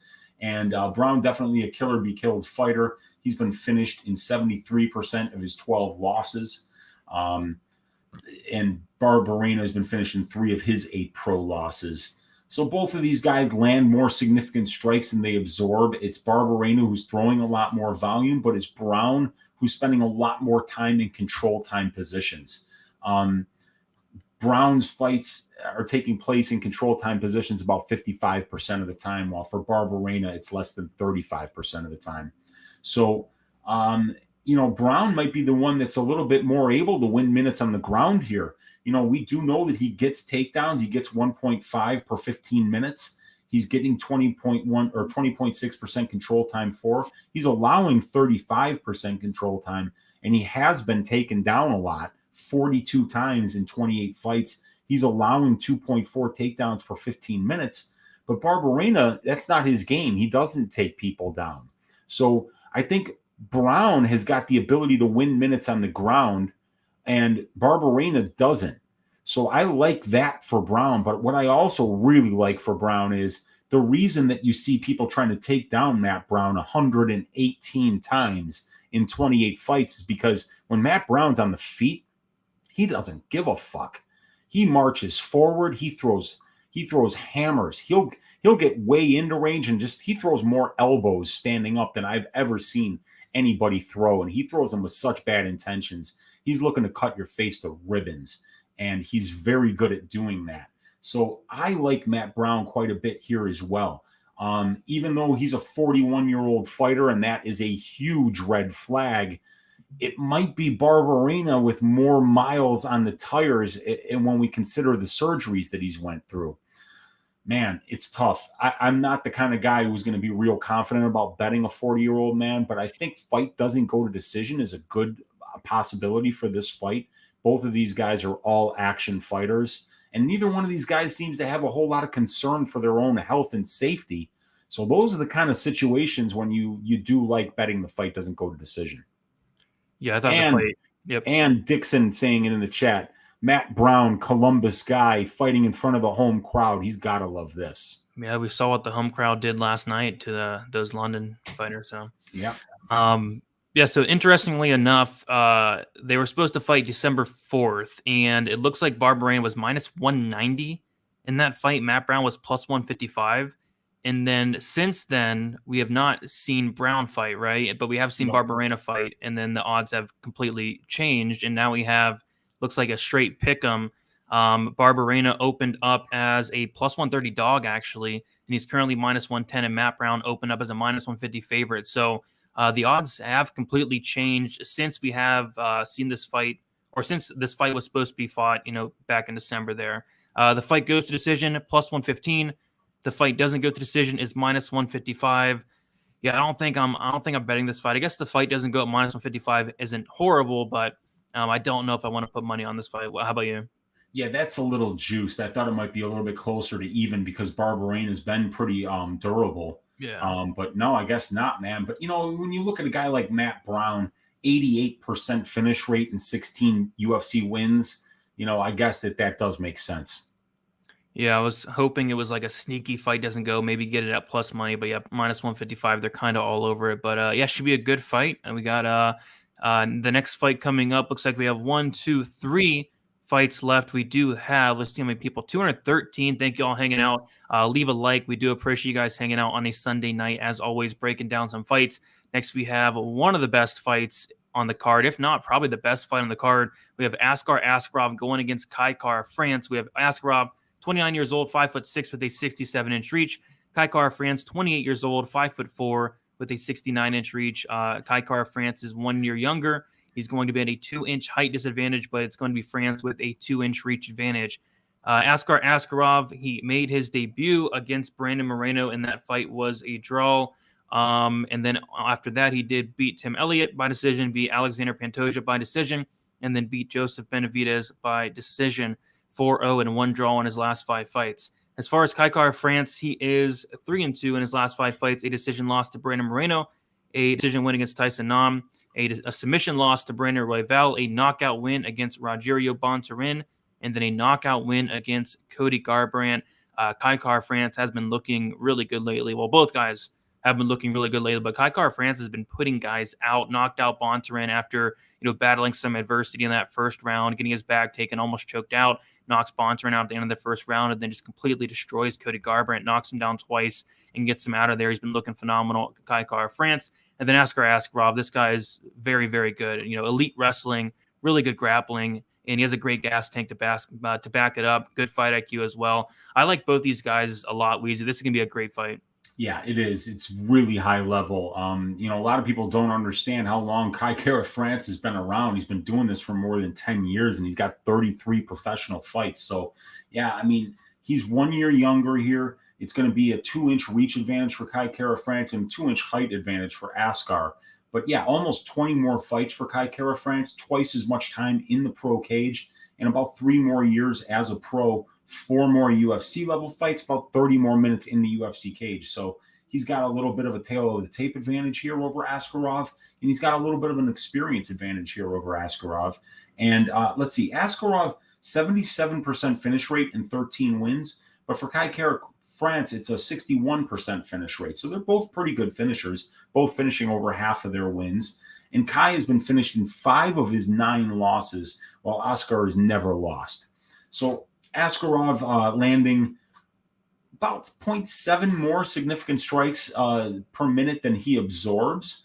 55% striking accuracy, no knockdowns, and he has been knocked down once in 4 UFC fights. Kai Kara-France lands about 1.3 more significant strikes per minute than he absorbs. He's less accurate than Askar, but he's a lot more powerful, as he's landed 6 knockdowns in 8 UFC fights. So Kai has got bricks for hands. And if this fight stays standing for long periods of time, Askar is going to be in a situation where he might get dropped. Kai has also been knocked down 3 times in 8 UFC fights. So he's definitely shown the ability to be chinny at points. And he does have 65.72% striking defense. And Kai Kara-France's fights are taking place at striking distance more than 75% of the time. So he's been very defensively responsible on the feet. So I think that this is something that's going to really kind of shape up to be a striker versus grappler matchup. If this stays on the feet, it's going to be France with the volume advantage, the striking advantage, the power advantage, and the defensive responsibility advantage here on the feet. But then we look at the wrestling, and my God, Askarov, 39 takedown attempts in 4 fights. So he is absolutely committing the winning minutes on the ground here. He's gotten 11 of them. 28.21% takedown accuracy is not great, but 2.75% takedown or 2.75 takedowns per 15 minutes is very good. And he's out-controlling his opponents at a little better than a 3-to-1 ratio on the ground. But he's only shown 64% takedown defense in his own right, and he's getting taken down 1.25 times for 15 minutes. But yeah, Askarov has done a good job of winning minutes on the ground, but we got to keep in mind in 4 UFC fights, about 70% of his fights are taking place at striking distance here. So in order for me to be comfortable betting somebody like Askarov against France, I would like to see him winning the control time positions over half the fight, because the longer that this one stays at striking distance, Kai Kara-France is going to be able to use that 2-inch reach advantage and that power. I think that Askarov is going to have to get a lot of takedowns here, and he's going to have to control Kai Kara-France on the ground, and it's not going to be easy to do. Kai Kara-France has stopped 21 of 24 takedown attempts against him in the UFC in 8 fights. That's 87.5% takedown defense, and he's been controlled for less than 9 minutes on those 24 takedown attempts. So I guess we're going to have to see if Kai Kara-France can keep this fight standing. If he can, he's going to be a bargain at his current line. But if he can't, we're going to see Askarov definitely have some success on the ground, because when you do take down France, you can hold him there and you can actually have some success there. Strength to schedule numbers are in favor of Askarov here.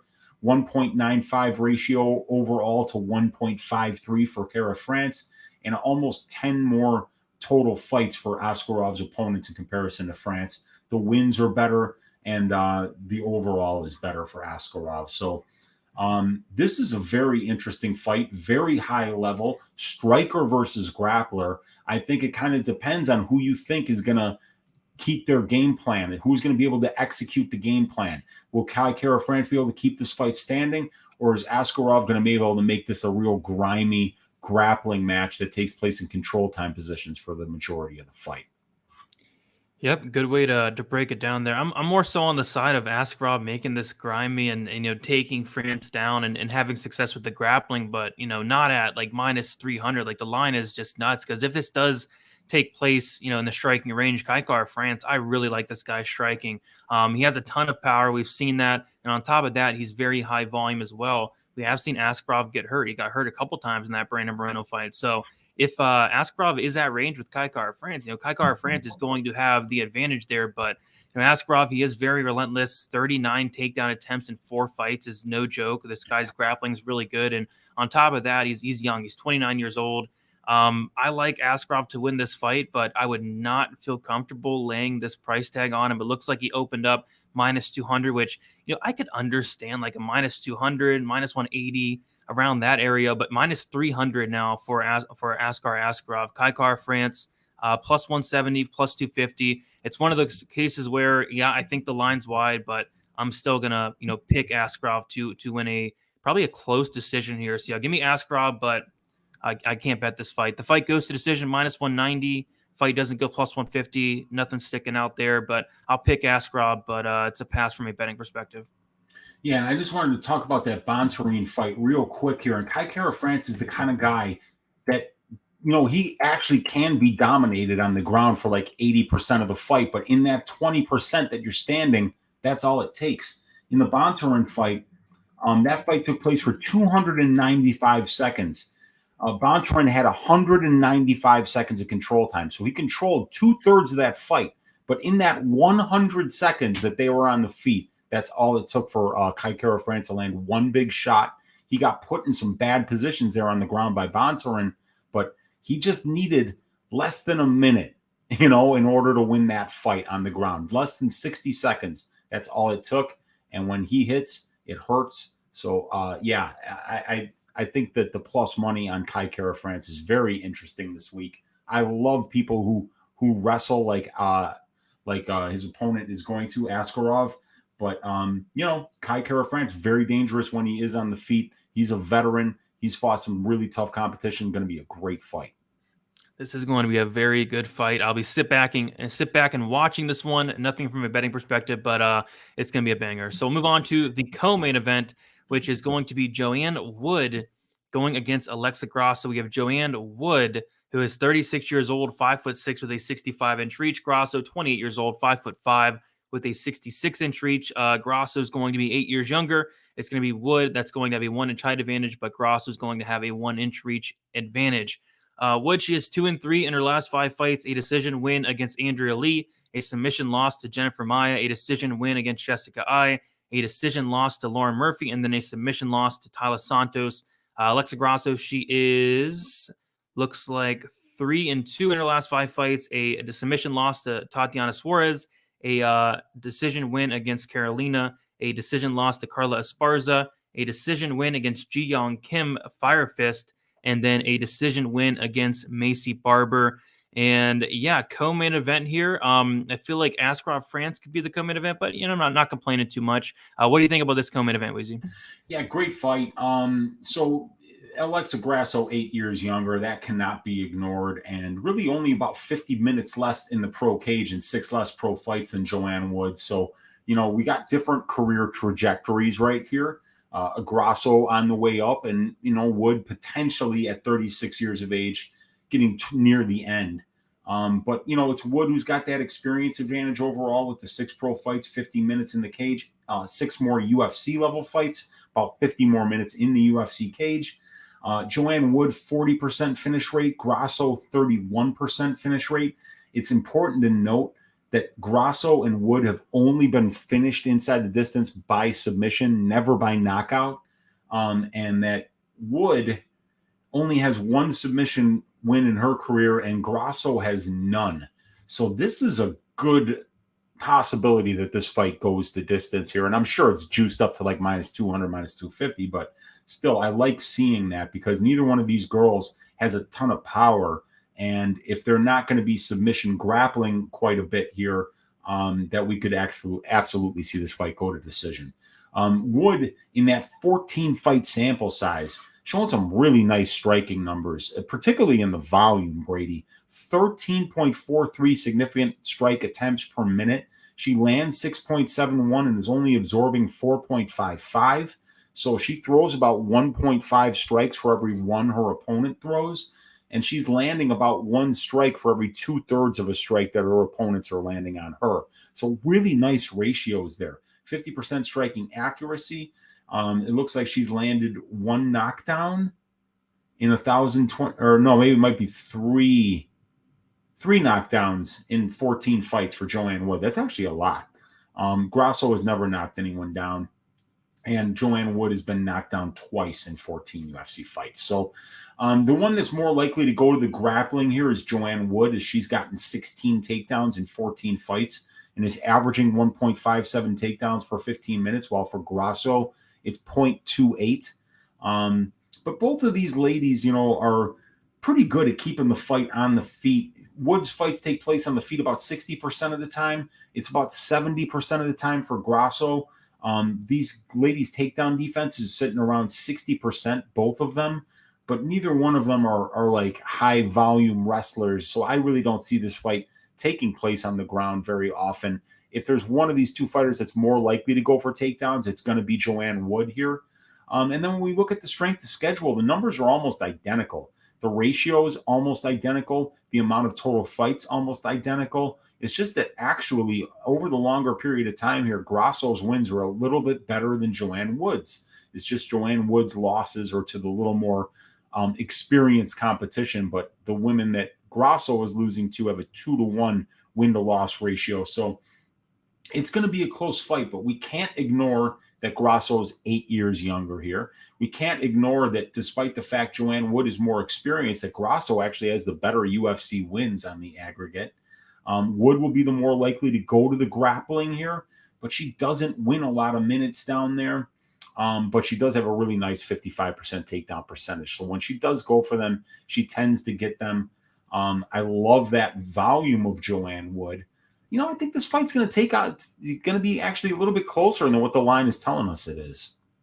Yeah, this fight's close. I mean, I have a feeling we could be writing off Joanne Wood a little bit too soon. I mean, you take a look at it was just 4 fights ago. Remember, she was supposed to fight Valentina Shevchenko for the title, right? And then she ended up fighting Jennifer Maia.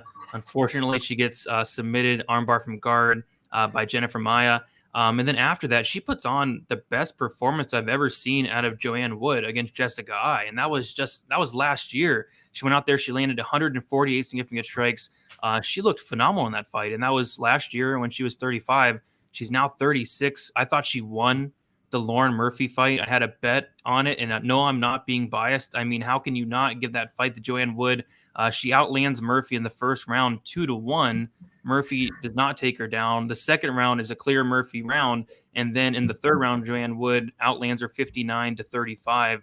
Thought it was a clear, Wood win to me, and then she gets finished by somebody I'm very high on, in Taila Santos, who is about to fight for the title and get smashed against Valentina Shevchenko. So I think we might be writing off Joanne Wood a little bit too soon. I mean, getting finished by Taila Santos is not the end of the world, and this is going to be a pretty close fight. So the line, it doesn't make much sense to me. It looks like Grasso is a very popular parlay piece this week, and it looks like it's only getting wider. Grasso opened up minus 185. She's minus 225, and Wood opened up plus 116. She's currently plus 190. Like, I don't think Wood's washed or anything. I just think she got beat by a monster in Taila Santos. If we get the best version of Wood, at the very least, like, this is going to be a very, very close fight. That volume of Wood is no joke.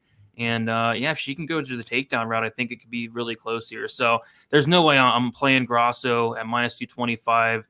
Grasso is going to be younger. I think that's important, but I don't know. I think it's a very close fight here. In terms of the fight goes to decision, you were correct, Weezy. The fight goes to decision. is minus 265. Oh boy. And the fight doesn't go as plus 185. So yeah, I can't touch that there. Yeah, the bookies are all over it. Maybe parlay it if you're looking for some, big lines to parlay, but it should go to decision. But yeah, it should be a close fight. Wood throws a lot of volume. She's not very powerful, but it's the volume. It's just she's constantly touching you. While Grasso might be looking to land the bigger shots. It should be a pretty close fight here. And if Wood can get a takedown or two, and Alexa Grasso's takedown defense is only 60%, she might be able to, bank a couple of close rounds if she does get takedowns in close rounds. So, yeah, man, I think that this line is a little bit wide, and you're not going to catch me laying chalk on women's favorites here for a minute, dude. I'm emotionally scarred, so I can't bet the Grasso side, but I don't know if I'm going to be running to the window to bet Wood here either. Yeah, I'm not betting this fight as well, but I do think the line is pretty off. But yeah, don't think I'll touch it though. But I might touch this next fight, and it is the main event. Curtis Blaydes going against Chris Daukaus. Me and Weezy will be live on the MMA Engine YouTube channel. Go check us out tomorrow. We're going to be breaking down this main event, going deeper into it, talking it from a betting perspective as well. We'll be going live around 6:30 p.m. Eastern time. So check us out there on the MMA Engine channel. But we have Curtis Blaydes, Chris Daukaus. Curtis Blaydes, 31 years old, 6'4", 80-inch reach. Chris Daukaus, 32 years old, 6'3", with a 76-inch reach. Blaydes is actually going to be younger, which really surprised me when I saw that. But yeah, 1 year younger. Blaydes with a 1-inch height advantage and a 4-inch reach advantage. Curtis Blaydes is 4-1 in his last 5 fights. He knocked out a very handsome Shamil Abdurakhimov. He knocked out a Junior Dos Santos, a submission win over Alexander Volkov, 16 takedowns in that fight, a knockout loss against Derek Lewis, and then a decision win over Jairzinho Rozenstruik. Chris Daukaus 4-1 in his last 5 fights, knocked out the heavyweight GOAT Parker Porter, knocked out Rogerio Nascimento, knocked out Alexey Oleynik, knocked out the very handsome Shamil Abdurakhimov, and then lost by knockout to Derek Lewis. And yeah, there's a lot of hype on Chris Daukaus going into the Derek Lewis fight, and he was actually a favorite against Derek Lewis. And I mean, it made sense, but I knew after a couple minutes into that fight, he wasn't going to win it. I mean, that was the very first time we saw Chris Daukaus, like a patient Chris Daukaus. I don't think he landed a strike in like the first minute and a half, and then Derek Lewis ended up knocking him out. But luckily, he won't have to worry about that here with Blaydes. But what he's going to have to worry about is that wrestling. I mean, Curtis Blaydes, the best wrestling in the heavyweight division by a mile. This guy's attempted 115 takedowns. He uses that wrestling as a weapon. He uses that gas tank as a weapon, phenomenal gas tank for the heavyweight division. And Chris Daukaus is going to see something he's never seen before. I do see that Blaydes is a really big favorite. I'm actually curious of what the line would have been if Daukaus either beat Lewis or either never fought him, because there was a ton of hype on Daukaus, but this is just a nightmare matchup for a lot of people in the heavyweight division. Only people that are beating Blaydes is Derek Lewis, who is losing that fight up until he knocked out Blaydes, and then Francis Ngannou. Those are the only 2 guys that have ever beat Curtis Blaydes, and I just don't think Daukaus stuffs the takedowns here. You have to go like deep into Daukaus' career to see his takedown defense tested, which at that point it doesn't really matter much because he's getting taken down in 2014, 2015, 2016, stuff like that, and he is getting finished on the mat, but that was so long ago. I do think Daukaus has made improvements, but I don't think it's going to matter here. I think Blaydes gets takedowns whenever he wants. I don't think he's going to fight a dumb game plan or nothing like that. I don't think he's going to pull a Corey McKinnon and go out there and strike with Chris Daukaus. I think he's going to do it. Blaydes always does, go for takedowns, and I think he's going to break Daukaus, tire him out, and finish him on the mat in the 2nd or 3rd round. But Daukaus has legit power. This guy's no joke on the feet, but stylistically, just a nightmare matchup for him. Weezy, what do you think about this main event here? Yeah, this is why we have stats, because we can find out, if you didn't know who the striker or the grappler was in this fight, you just look at the takedowns. Curtis Blaydes has attempted 115 and Daukaus has attempted 0. So for those of you who are new to the sport, that makes Blaydes the grappler, okay? 115 takedown attempts in 14 fights. So that's like 8 takedown attempts per fight. I mean, and he's gotten 62 of them. 54% control time, 2% control time against. That is over a 14-fight sample size, a 27-to-1 ratio of control time for to control time allowed for Curtis Blaydes. That's how he wins fights. Daukaus, on the other hand, is going to keep it standing if he has his way, and he's going to box up Blaydes from a distance and probably knock him out. the fight doesn't go to decision here should damn well hit. It should damn well hit. And it's a lot better price than the minus 450 that we saw for Kizraev Tialulin. So that's going to be a possible bet for this particular fight. But yeah, you guys, it's going to be wrestling against jiu-jitsu because Daukaus is a high-level black belt. I mean, he's a really good Brazilian jiu-jitsu player, but he's going to have to threaten from his back to have any chance here. And he's going to have to be able to get up too. And his conditioning is really going to be tested in this fight. It's a 5-round fight. Blaydes is a nightmare matchup for pretty much anybody in the division.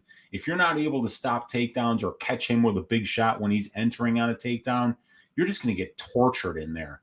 The only guy who had beaten him prior to the Lewis fight was fucking Ngannou twice. And that was his debut. This guy debuted against Francis Ngannou. So he's had a rough road right from the start. We can look at the strength of schedule numbers here and see that it's almost identical once again. These guys have fought very similar levels of competition here. It's Blaydes who probably has the better wins at a 1.8 ratio with 11 total fights compared to the better ratio of Daukaus of 2.11 in his wins, but only 7 total fights. So it's Blaydes who's beating a little more experienced competition, but still guys with really good winning records. So, yeah, I mean, you look at the names, they've both fought Derek Lewis. They've both fought the very handsome Shamil Abdurakhimov. Very handsome. But when you look outside of that, you know, it's Rosenstruik, Volkov, Dos Santos for Blaydes, while it's, you know, Oleynik, Nascimento, and Parker Porter for Daukaus. So, strength of schedule advantage for Blaydes. Wrestling advantage for Blaydes. Big striking advantage for Daukaus. Finishing advantage for Daukaus. But look, you know, these guys have 7 combined losses. 100% of them have been inside the distance, and this is a 5-round heavyweight fight. Fight doesn't go to decision will be an auto bet for me this week. Shh, Weezy, don't let anybody hear that. I'm trying to get a good line on this. Yeah, the fight doesn't go, man. I mean, it's crazy. And then they do have it at minus 230 right now, which yeah, I would play that for sure. I mean, yeah, it doesn't make much sense. Like you said, both guys have never lost a decision in their career. Curtis Blaydes, 3 knockout losses. Chris Daukaus, 3 knockout losses, a submission loss as well. I think Chris Daukaus has been to the 3rd round maybe one time in his career, just once. He's against Onyewu, I think. Yeah. So and that was a war. It was. It was an absolute war. Yeah, I mean, I just don't think that Daukaus will be able to keep up. And isn't Daukaus taking this fight on like somewhat short notice, like maybe like a month or so? That's news to me because I don't think did Blaydes have an original opponent here that got switched to Daukaus? That's what I thought because I was watching a Daukaus interview last night and he was talking about him saying yes to this fight. It doesn't show on canceled fights that Blaydes had a prior opponent. So maybe it was put together like before each one of them could have had a full training camp. But yeah, that could have been interesting. But yeah, I mean, Daukaus. I mean, if people are picking him because he's a black belt, he has 1 submission win, but that submission win was him tapping out somebody to strikes. I don't really see him submitting Blaydes off his back. I think it's probably Blaydes all day for me, but it's not really a hot take. We see Blaydes is the 2nd biggest favorite on the card, open at minus 300. He's minus 350, and I have paid for it before in terms of laying chalk like this on a heavyweight fight. It's just not smart because Chris Daukaus absolutely has power and hits very, very hard. So I think Blaydes wins. I think the line, it is probably right, but Daukaus could knock him out. It's heavyweight fight, but yeah, the fight doesn't go to decision. Minus 230, and usually they'll have like the over-unders out by now. Under like 4.5 could be a look, under 3.5 even potentially, but I think violence is probably the way to go in this main event. Yeah, agreed. And, let's also talk about the MMA math here, because if you look at how Blaydes looked on the feet against Derek Lewis, he looked good. He was winning the stand-up exchanges. It wasn't until he shot in for that takedown. That was the first shot that Lewis had landed pretty much in the entire damn fight. Yeah. But Daukaus looked confused when he was out there on the feet against Derek Lewis. So it leads me to believe that, because because Blaydes has that wrestling threat that he always brings with, that we might not see Daukaus as comfortable on the feet as we've seen him in the past. And if that's the case, and Blaydes, was actually doing better in the striking exchanges with Derek Lewis, he might even be better off on the feet here than we think. But we do know that when this fight goes to the ground, it's probably going to be Blaydes all day.